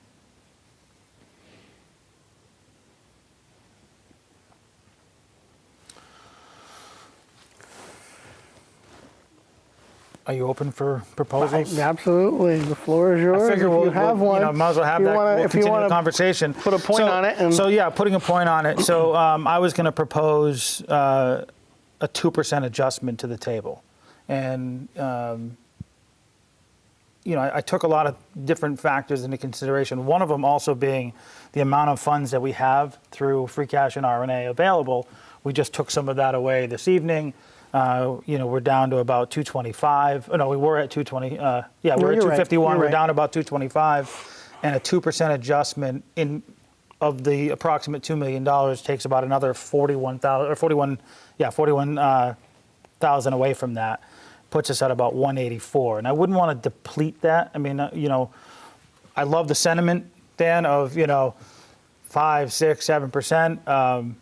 It's just not feasible, and at some point, if this conversation was happening 3 months ago, we could at least banter back and forth about. I mean, at this point, we need to finalize a budget and send it forward. You're talking about we'd have to make cuts because you can't run it down to zero and expect to not run into anything throughout the year. So I would propose a 2% adjustment to the step and grade system, the wages. Could I ask, just for the finance committee, I would like to move that reluctantly, I'd like to move that we support, as a finance committee, that 2% as a recommendation, and you can do what you want to do, if anybody would second that motion. Is there a second? Okay, well, I guess we're not going to support what you're going to do. That's okay. There's hope, in my opinion anyways, there's hope for the taxpayer, because we are conscious they're paying the bill. But there's also hope for the employees that we're having a discussion about. These are unusual times. And our next budget cycle really needs to be addressed. And the function time will come up, and so nobody's being left out in the cold. We do run the danger of people saying, well, all government ever does is talk. But 2% is certainly better than no percent. With no second, that's the way that goes. Thank you, Dan.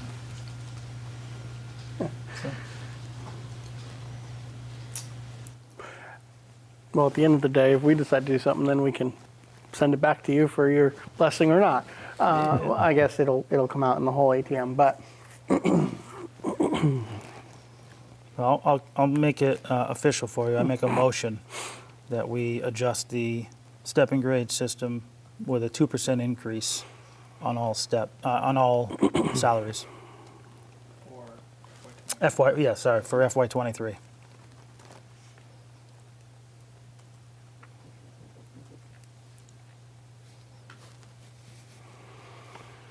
is there a second? I will second, and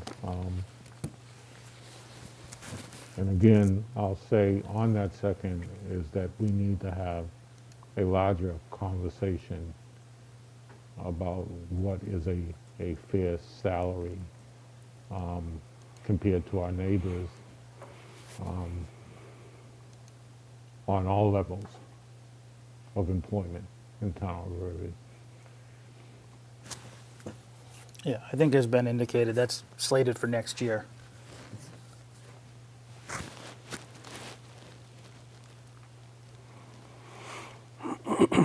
Any further discussion by the board? All those in favor? Aye. Aye. So, that being said, the operating budget overall will increase by, proposed will increase by just shy of $41,000. We'll calculate it throughout all the different departments and adjust accordingly, which is why we did not do new budget sheets, because that's a lot of work. So on every department budget and every one of those, so that's why we didn't. But and I'll just echo what everyone said tonight. There's more to this. It's very complicated, and there's a lot of factors that wasn't available to us to start and do in the late hour that this was brought up this year. But because of all the other factors and out there, I supported, doing something now. But I think this is, just to be clear, this isn't a precedent to say we will next year.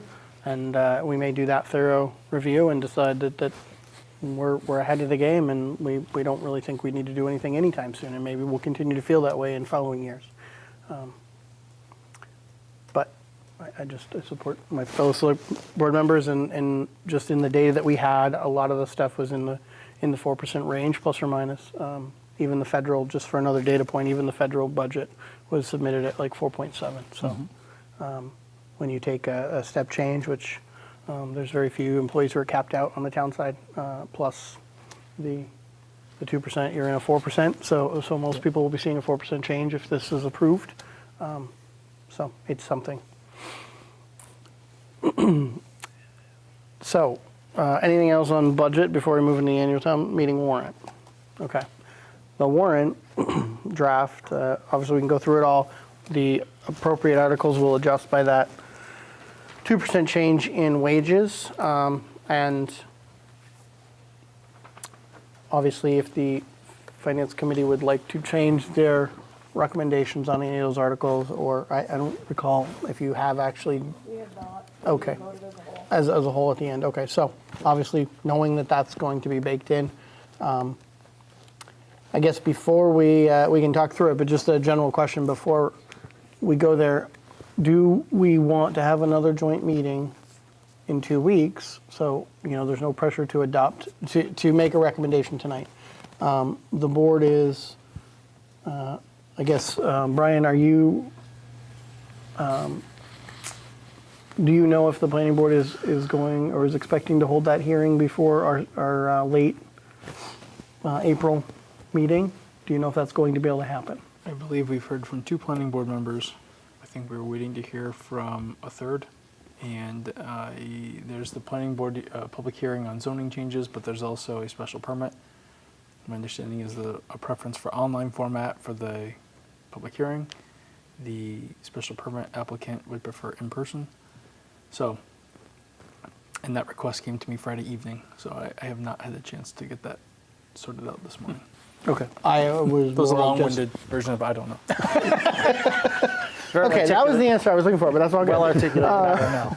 So I know they were proposing I think it was an April 14th, and I only asked because if the planning board has the public hearing and then there's a recommendation out of that or a plan to move forward with the zoning and we want that on the annual, it's a consideration that we need to make, and whether we want to hold it till the 25th, because it will only give the voters about 10 days with the warrant once it's printed and sent out, where normally we give them like 4. So, and backing into that, do we adopt tonight? Do we adopt well, we can't adopt tonight because Brian's not ready for that. No, because we don't So have. to be we don't fair, adopt yeah, it. no, we're not going to adopt tonight, but do we adopt on the 11th or do we adopt on the 25th? And either way, does the Finance Committee want to come back to see that in totality before you make a recommendation on the overall warrant? And that's, I have no preference, it's just to know if you have more time or not before we. Gentlemen, thoughts?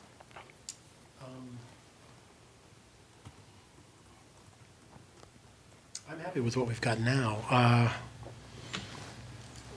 Say either come, well, I mean, does it really make a difference to anyone whether it's the 11th or the 25th? Well, we wouldn't typically. If I may just clarify, my question was whether you want to do it tonight or one of those future dates. I don't know which one yet because we haven't determined when we want to close it, if it's going to be the 11th or the 25th.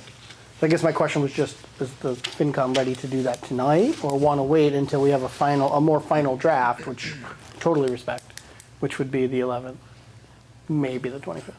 Do you want to wait for one more meeting to see all the numbers after they've been corrected? I say we go one more meeting. Okay. Yeah, that sounds safest, even though it doesn't sound like it's anything that the FinCom would really vote on with respect to the planning board, but. Right. Regardless of the action from that won't be until the 25th if we do hold it. So, just so you know. The 11th, we should have most everything else finalized. Yeah. If we make an order on the Poplar Mountain, you can have that on there. All of these this changes tonight between the public safety adjustment and the wage adjustment. Those are already into the warrant. So, and I think earlier you had a conversation with the assessors and the treasurer were also support an article for the adoption of preliminary billing. Right. So that will be That needs to get incorporated. put in there, yep.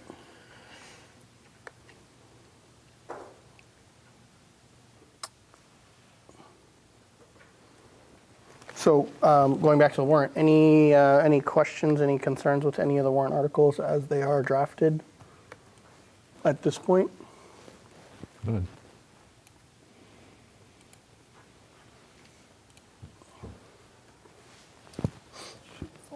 close to what the two boards have developed over the last couple of years. So a lot of this feels, if you compare the ATMs year to year, they kind of have the same flow. The only big change is we have a matrix table now in the wastewater capital article because you have the two projects, the asset management project and the vehicle. And there's the proposed borrowing authority for the Church Street Bridge.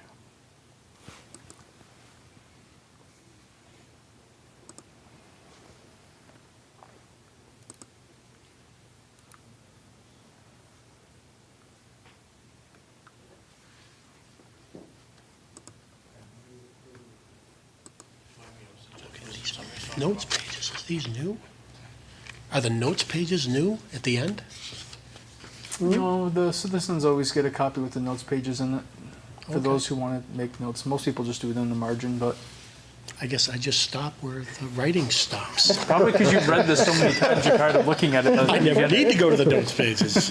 You're just flipping out of habit. By the time we get there. Brian, was there a reason you still had Article 18 highlighted, or it was just a? So Article 18 is only highlighted only because I need to remind myself to go back to it. I fund that out of raise and appropriate and free cash. Right, it's a That's split usually the one. article I break it on. Yeah. So I need to go back and Okay. now that you've made these last round of changes tonight, I will put that all into the formulas. And as I'm going through, I'll figure out exactly how I have to break that Break mix that out. there. Okay. Brian, you and I discussed the potential for an additional account for the district, the health district conversation. Is that something that you wanted to propose for this or future? And I know we discussed it, but I just don't recall. And I might have said we should wait, but Yeah, I think we're just in the exploratory phase with the other two towns. Okay. So I don't think it hurts to wait on that. I think the only challenge is if you're not aiming to have a special town meeting until next winter. That may be too long to address that issue. So Oh, I hate to I force you understand. back for a special town meeting, but I should know more in the next week. I've reached out to the other two towns again today. just in my recollection, we used to do, I don't know, 3 on average a year, specials. So, I mean, the fact that we're doing 1 or 2 doesn't feel No. like you're pushing us into anything. If we aren't ready, we aren't ready, and we'll do them when we need to do them. So, Exactly. at least personally, that's my Yeah. feeling. Okay. The borrowing authorization for Church Street Bridge, that number Mm-hmm. needs to change. That's a placeholder for right now. We've requested, after your meeting 2 weeks ago, we've requested the engineers provide you with a revised, so the 3 different options and the different aesthetics and all of the things you could look at, boil it down to the one option you want to present town meeting. So there should be a revised cost estimate that comes along with that. Okay. So that's still a placeholder. So that number will update to whatever that latest updated selected proposal is. Right. Okay. And the language of that article has been sent to bond counsel for legal review to make sure that there are no additional edits that they would like to see in it. I should have that back by the end of the week. Okay. And in theory, that placeholder is, it could be upwards of 200,000 high, correct? From the, We were everything changed with all the conversation you had today. Look at that caution. Right, the August numbers we had put that proposed option as around 1.4 Right. ish million, and we're carrying 1.6 as a number, so it should be on the high side. Right. Well, we'll see should- what happens when we they will come know back. when we Yeah, get the reports. it happens all the time. Yeah. Right. And that doesn't preclude, so the proposal of the borrowing is just to make sure we have the authorization if the voters allow us to go forward. That does not preclude us from exploring every and all grant opportunity or Right. other funding source that may exist. And so we're actively applying for federal and state funds to try to bring down that proposed borrowing authority as much as we can. The worst thing we'd have to do is go back to the voters to rescind. If we don't need it, we won't use it. Right. So, I think they'd accept that. Yeah. right. I'm hopeful. I know our treasurer would. Yes. She's not here to I answer. was just looked up to see her, but She she's says that every stepped out time. now. If we did not borrow, she's all in favor of it. Yes. I think we all are. Okay. The only other one, just to note, and again, it's part of the police department watch guard finalization, is the proposal was 5 years. Depending on review of the contract, that the the federal contract that they're potentially eligible under, whether or not we would need a special article to get authorization to do 5 years. Oh, to do above the Because three? it's the Yeah. above the 3. Yep. So it'll depend on that review, which is still in progress. So it'd Okay. just be an additional article for authorizing after the funds are allocated if necessary. Anything else anyone has? Did I leave any off? I think I captured all the adjustments to the ATM. Okay. Yeah. I think that was everything for the Finance Committee. Anything you all have for us? The only, I guess my only question would be, do you want to have us reach out later this week when we understand it if the planning board hearing is going to happen in time for the board to hold off? And then we'll schedule the joint based on that, whether it's the 11th or the 25th. Okay. Yeah. Okay, all right, so we'll reach out later this week when we finalized all that and figure out what date. We're planning to close the warrant, and then we'll just plan to join that same night. Okay. That being said, I'll make a motion to adjourn the joint meeting and continue the select board meeting. Second. All in favor? Aye. Continuing the annual town meeting topic, our preference for date. Thank you all. Do we want to hold it till the 25th if the planning board is holding a hearing? Or do you want us to plan to bring it back on the 11th to finalize regardless? I say the 11th, I'm sorry. The 14th. Why do I keep... I don't, no, it is the 11th, Oh, right? I'm looking at March now. Yeah, Yeah. no, 11th April versus the 11th, yeah. 25th. Ooh, what month are 11th we and in? 25th. So I think if there's an opportunity to get the planning board's zoning changes in there, I would like to hold off. Okay. But if we find out with enough advance notice that it's not Should going know to this happen, week whether it can or not. then, We should know tomorrow morning. well, there you Yeah, go. okay. So, There's a legal timeline to do all the advertising. Oh, that's by That's the tomorrow piece morning. that that Okay. was really my question. Alright. Do we know if we have enough legal time to do it or not? So, By noon tomorrow. by noon tomorrow. yeah, so I mean, I would prefer Okay. to get that in there, but if you find out tomorrow by noon that we can't, then I have no problem closing it out on the 11th. Okay, then that was the contingency that Brian and I discussed the options, Yeah. and I think Brian had said that, everything else we've pretty much already finalized, and we could even review again on the 11th if we're holding to the 25th.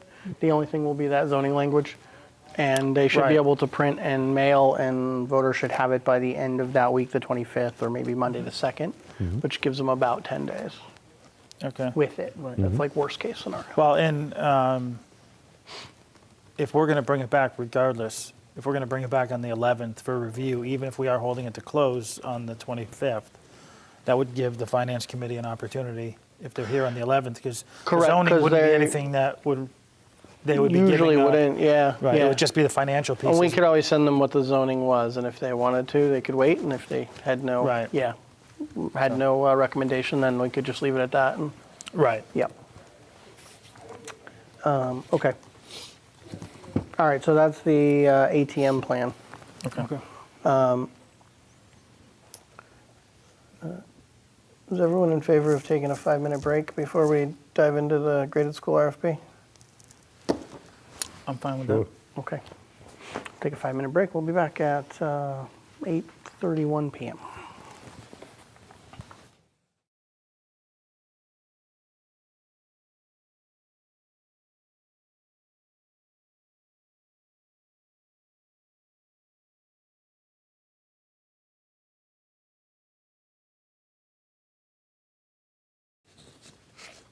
We're still live.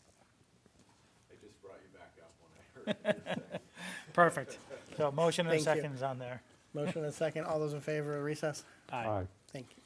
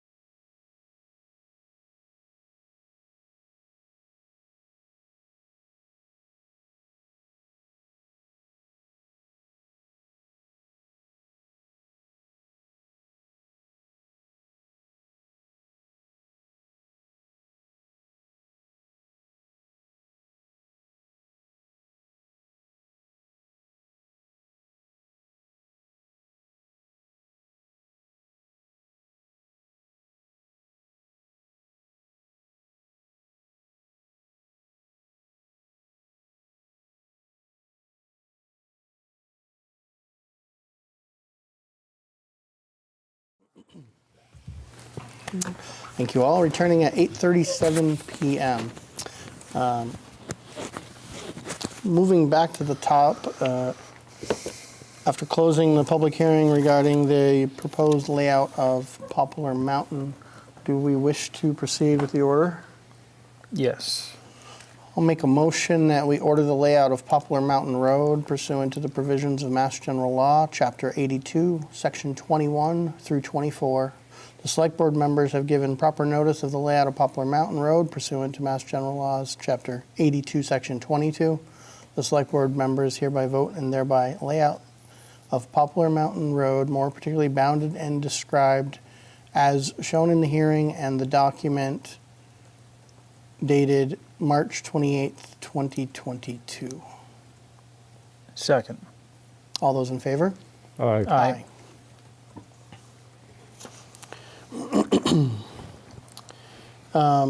Before we move to the former graded school RFP, just two small miscellaneous items to cover. One is the IP mill RFP. The time to issue an addenda is in the next week or so before we meet again. And the current due date would kind of put that in front of us pretty soon, April 11th. So next meeting. I'm thinking with the fact that we haven't closed the warrant, we're still doing a fair number of things and we haven't finalized this one, that it may make sense to push that out a little bit. I Yeah. don't want to push it out endlessly, but Okay. it's a pretty involved one, so if you're all fine Take your with that. lead, whatever you Yeah, want okay. to, however far Brian you want and to I push it will- out. We'll arrange a date and then push it. Okay. Yep. And then the second item is related to the Arch Street Sewer Project. The treasurer has been looking into the potential for issuing a qualified bond to fund that as an alternative to regular borrowing. For her to look into that, the select board has to authorize the application. This does not bind us to doing it, it just allows us to pursue to consider the opportunity and see what it means. As one of the options. Got it. Right. Any concerns with that? I have no concern. No concerns. Okay, so I'll move that the select board authorize application for approval to issue qualified bonds pursuant to Chapter 44A of General Laws. You do not need that rest, right? That's what you need? Or do you need that whole statement, Brian? The statement is. Okay. All right, I'll make a motion that the treasurer's authorized, we'll retract the prior motion. Got it. Make a motion that the treasurer is authorized to file an application with the appropriate officials of the Commonwealth of Massachusetts, the Commonwealth, to qualify under Chapter 44A of General Laws, any and all bonds of the town authorized but not yet issued as of the date hereof, including but not limited to bonds authorized for improvements to the town's sewer system, and to provide such information and execute such documents as such officials of the Commonwealth may require in connection therewith. It's a mouthful. Second. All those in favor? Aye. A lot of here-tos and there-ifs and where-ifs and, Yeah. yeah. I'm glad I don't have to do those all the time. They sound like proclamations. All right, thank you all. We'll let the treasurer know to proceed. And last but definitely not least, review of the former graded school RFP submissions.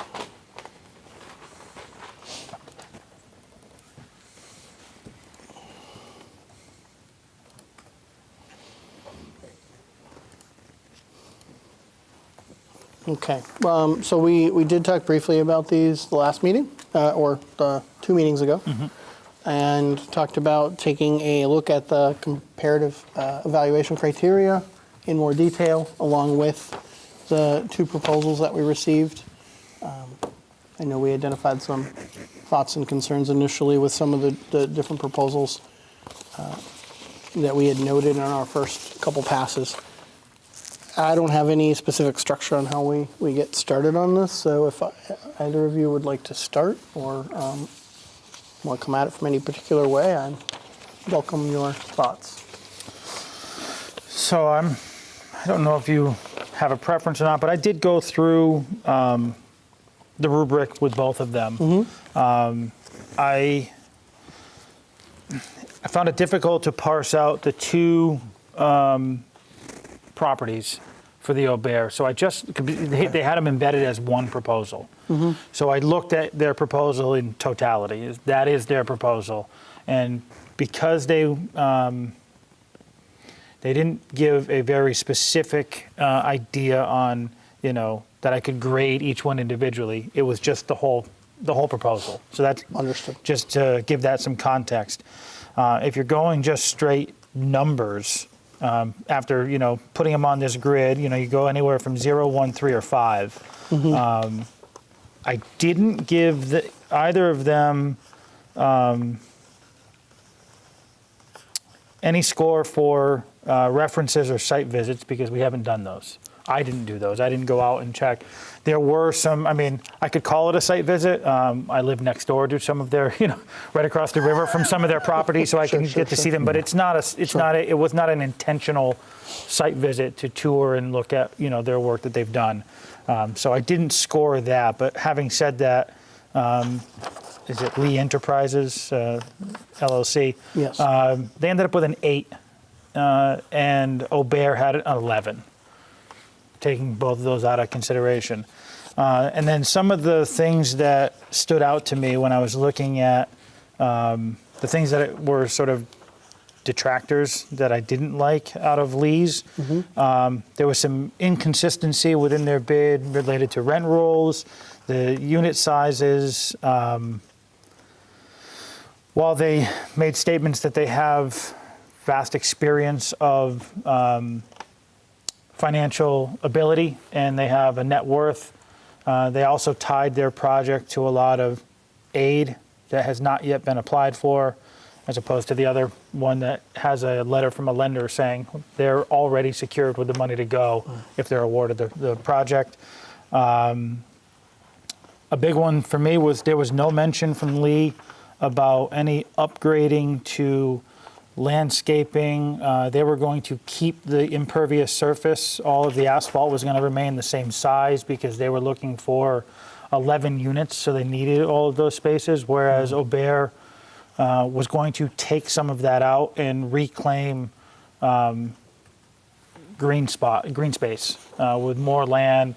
There was even raised bed gardens, additional shrubbery, native species, things that they had drawn out that they were going to put into that property to give it a lot of curb appeal and beautify it. I'm not a fan of the 11, what seemed to me very small units throughout the basement and the rest of the building. So, and I didn't see any references in there. There were none. None. Aubert had a whole sheet of references. So those were just some of the differences between the two of them, And for all of that said, when I rated them, Aubert came out ahead. And so that's where I stand on that. If we were to move forward with either project, I would be comfortable moving forward with the Aubert proposal.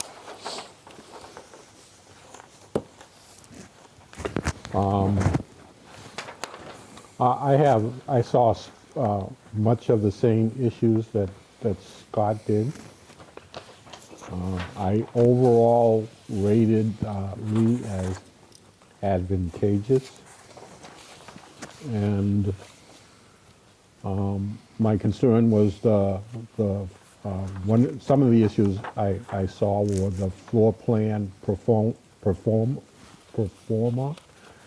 Rent rolls did not seem to match the diagrams of the 11 apartments. Again, the 11 apartments were very small. It talked about 2 bedrooms. I saw no 2 bedrooms in it at all. They all appeared to be 1 bedrooms. Overall, I found that the design was not compatible with the existing building design, interior layout, not effective use of space, just too many units for a small area. There were no details on traffic flow or sound development. lacked the three references, and what else did I have? I'm down for, I think that was pretty much it. I agree, I did see that as far as landscaping, they had no issue, concerns with it as it currently stands. They did not address snow plowing or any of those issues or concerns.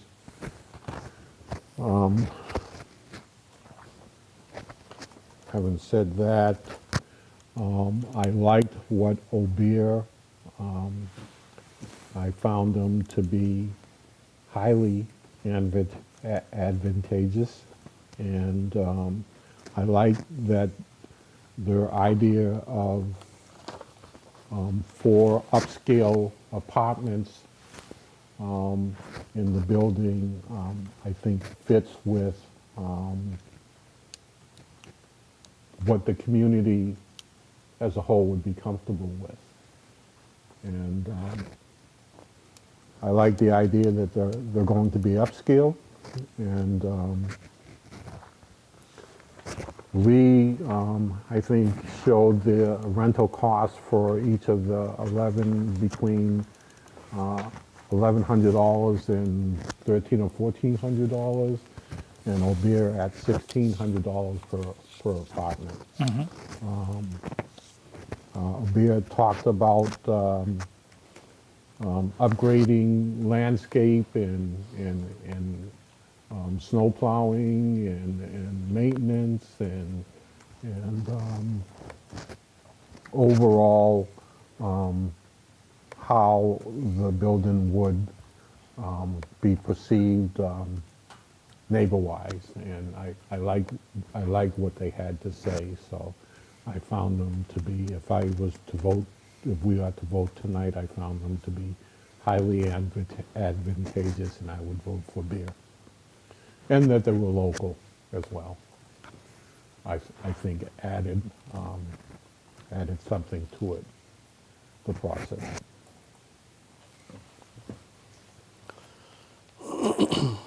I'll just add that both of you covered a lot of the things that I saw as well.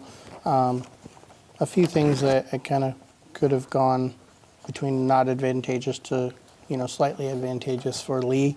So if I was generous, I think I scored more generously than you. I probably would have put them around 11, and then Obeer I had at 18. So I had a lot more positives there.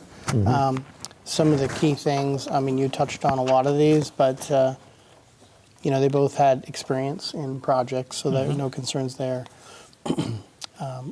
Both had some energy efficient proposal, pieces in their proposals, which is key, and some, say, green or more, energy efficient options that are out there in the market. One of the concerns with what Lee proposed was they had solar on the roof, which sounds great. And in one area, they talked about it helping to offset 4 units of cost. And in their pro forma, it offset all unit cost for electricity. So just some concerns and the discrepancies there. In terms of the experience, there's lots of references to things that they've both done, but there wasn't as much discrete firm facts from Lee versus Obeer on what they're going to do, who's going to manage it. So we talked about, property management experience, and they both have it. But Obeer spoke to how they're going to manage that property. Lee spoke to, we're not going to, and left it at that. And that doesn't give us they're going to outsource it. where's it going to, and I'm not saying that that's wrong, but, but for me, it gives me a different level of confidence and comfort in where that building's going to be in 3 years or in 2 years, because they're expecting to. And again, the local community developer supporting local jobs long term, not just for the construction phases, is a positive.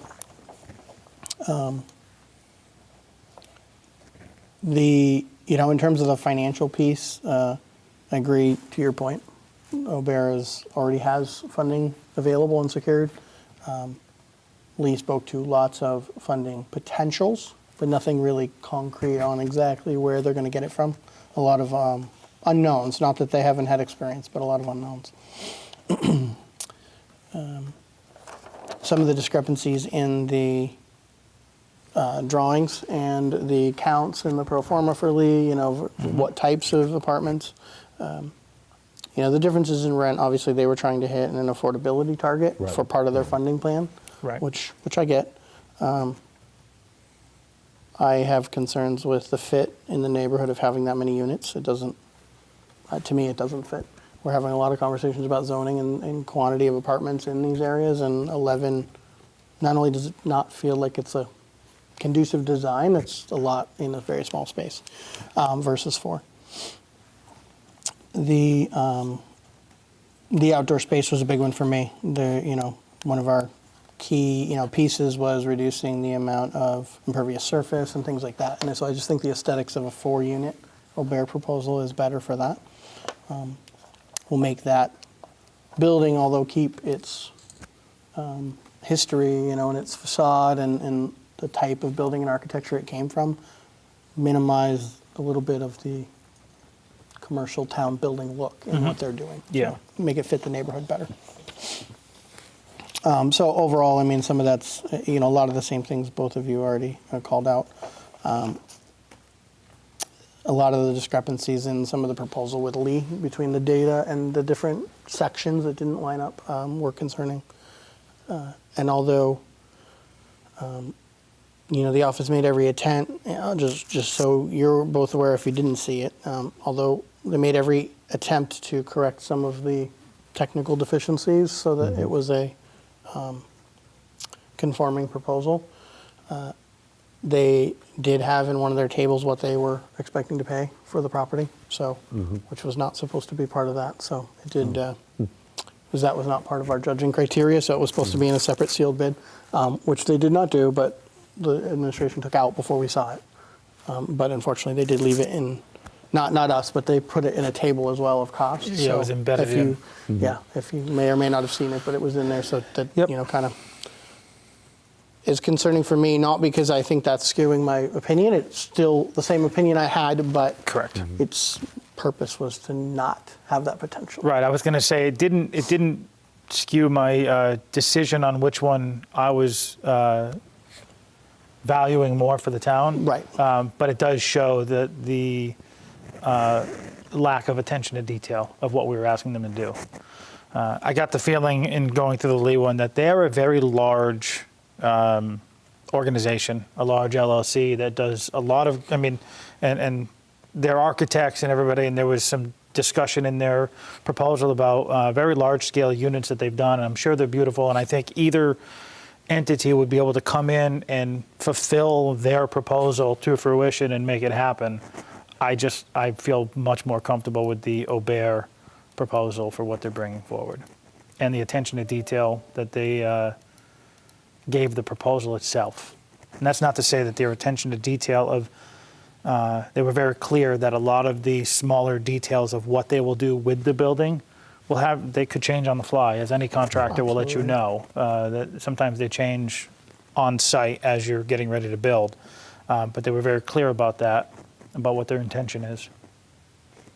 I forgot that when it came to parking, Lee saw no issues or concerns Correct. with the overall parking, and looking at 11 units and possibly two individuals per unit, I saw a major problem in parking. 22 spaces versus 8 is, Is that what it is right now, 8? No, I'm saying. Oh, between the two proposals, They can fit yeah, 22 absolutely. in there, but if you have 4 units, Absolutely. 4 one-bedrooms, you're assuming 2 vehicles, if you wanted to be generous, 2 vehicles per unit, that's 8, which creates a much more expansive yard ability. They even talked about raised bed gardens and, so. Fits the neighborhood It aesthetic definitely better, fits the neighborhood. Aubert's proposal really was more focused on fitting the neighborhood as it sits now and improving the neighborhood, as opposed to maximizing the number of units and maximizing rent roll. So, Agreed. Well, just in the pro formas, and not dollar for dollar, but the sum impact of the two was very similar. Yeah. The net effect of the two. Yep. And so, yeah, I didn't, and I will just, acknowledge that there was, an affordability piece in there, which is something that we've talked about needing to look at. And so I don't want to discount that. Correct. But doing it with 11 units in that building doesn't feel like feel right. it's If what we're trying to achieve with Yeah. affordability, and it doesn't fit the neighborhood. And No, all if we that, had an so. existing 5-story building and they wanted to put in 11 units, Two then per floor it doesn't might sound make horrible. a lot more sense, and their proposal may work, but it didn't make sense to me, given I've been in that building numerous times. While I see the layout and I see the sketches they put together, it doesn't feel like it's a functional or suitable building for that use. Not in my eyes. Agreed. So it sounds like we're all in the same vein in terms of which proposal we feel is most advantageous for the town. So I think, Brian, that's pretty clear to you that the Lee proposal is not advantageous in comparison to us. I guess the question is, do we want to spend more time with it, or do we want to move forward with negotiations and discussion with Aubert on moving that proposal forward?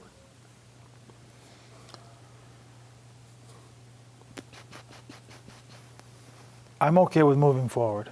Originally, I was going to say maybe we could do a follow-up with references and site visits. Like I said, I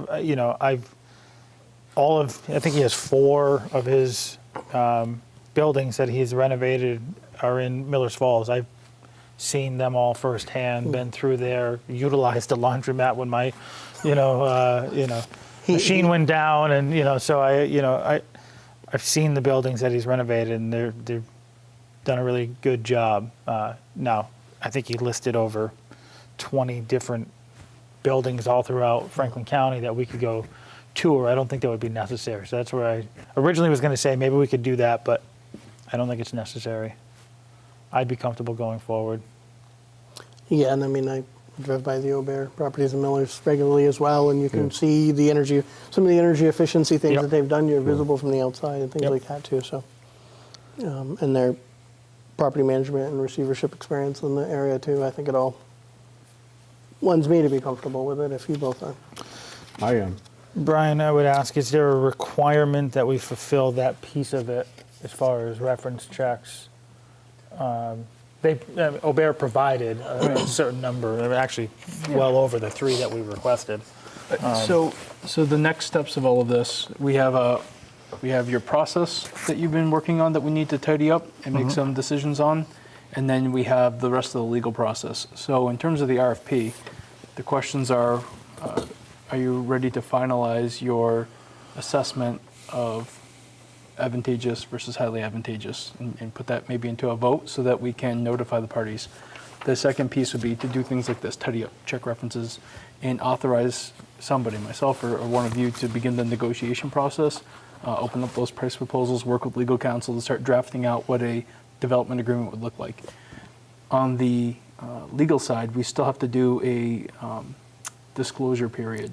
So there's a 30-day disclosure period with DCAM that we need to file. Each applicant submitted their disclosure form, so we have to put that on record with DCAM, and that's a 30-day process. So we can't finalize transactions, we can't do anything for at least 30 days. But in the meantime, we could start drafting documents, having some initial meetings, and start putting together what needs to come back in front of the 3 of you for the future. So if you all are comfortable with that, we could start making some inroads on that, and maybe bring it back to you for May. Yeah, and there's going to be some zoning contingencies I on was that going to say, language. there's that they and that'll need be to- working in the legal. to sort right? out with the Sort out with negotiation legal. process. Yep. Yeah. Right. Yep. I guess the only question, just to be clear, and I did the same as you identified, Scott, which was weigh the total Aubert proposal versus the Lee graded school proposal. Right. So are we comfortable saying we're good with both property proposals as a package and moving that whole thing forward? Yeah, I didn't even speak to that, I'm sorry. Just to be clear, the library the building as yes. a residential property for sale, I think is So I the did- proposal, and a graded school with 4 rental units proposal. Correct. That's kind of And totality. yes, I like the fact that his proposal was a renovation and resale. And to clean it up and, talked about all the driveway and making sure the accessibility and the mudrooms, and just a thoughtful way to look at recreating that as a single-family home that could be sold. And that absolutely fits within the neighborhood of having another single-family home. So, I have nothing to add to that. Yeah. I agree. yeah, I think we I move was forward. Pleased that he addressed both properties. I think the opportunity that he can provide with that versus the cost we would put in to use that for something else. There's no conversation for me between the value. No. So, Value of keeping it versus what he proposed. I yeah, the think. cost of keeping it versus the value, that brings, yeah. Yeah. Okay, so Brian, on that, you're looking for a motion from us on that we, if we're ready, you're looking for a motion of, that we believe one proposal was advantageous, one was highly advantageous, and are looking to move forward. If we are. Somebody, if you're ready to work on the negotiations for you and draft the documents.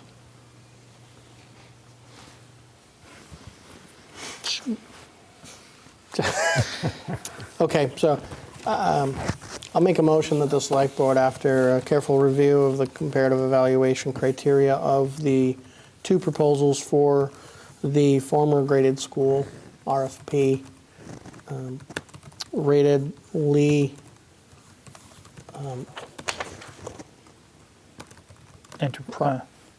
Lee Enterprises? I just want to Lee get the name Properties. right. Lee sorry. Properties. Lee LLC. Properties it is, okay. Lee Properties LLC as advantageous, and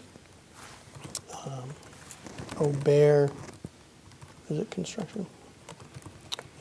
Aubert Construction Company Incorporated as highly advantageous, and wish to move forward with negotiations with Aubert Construction Company for both the graded school and the former library properties as outlined in their proposals, and further authorize Brian Smith, Town Administrator. Do you have the capacity for it? Do you wish one of us to assist you, or are you good? It would be nice to know if there's one of you that I can sort of go to during the week, if there are questions that come up or team meetings we have to have.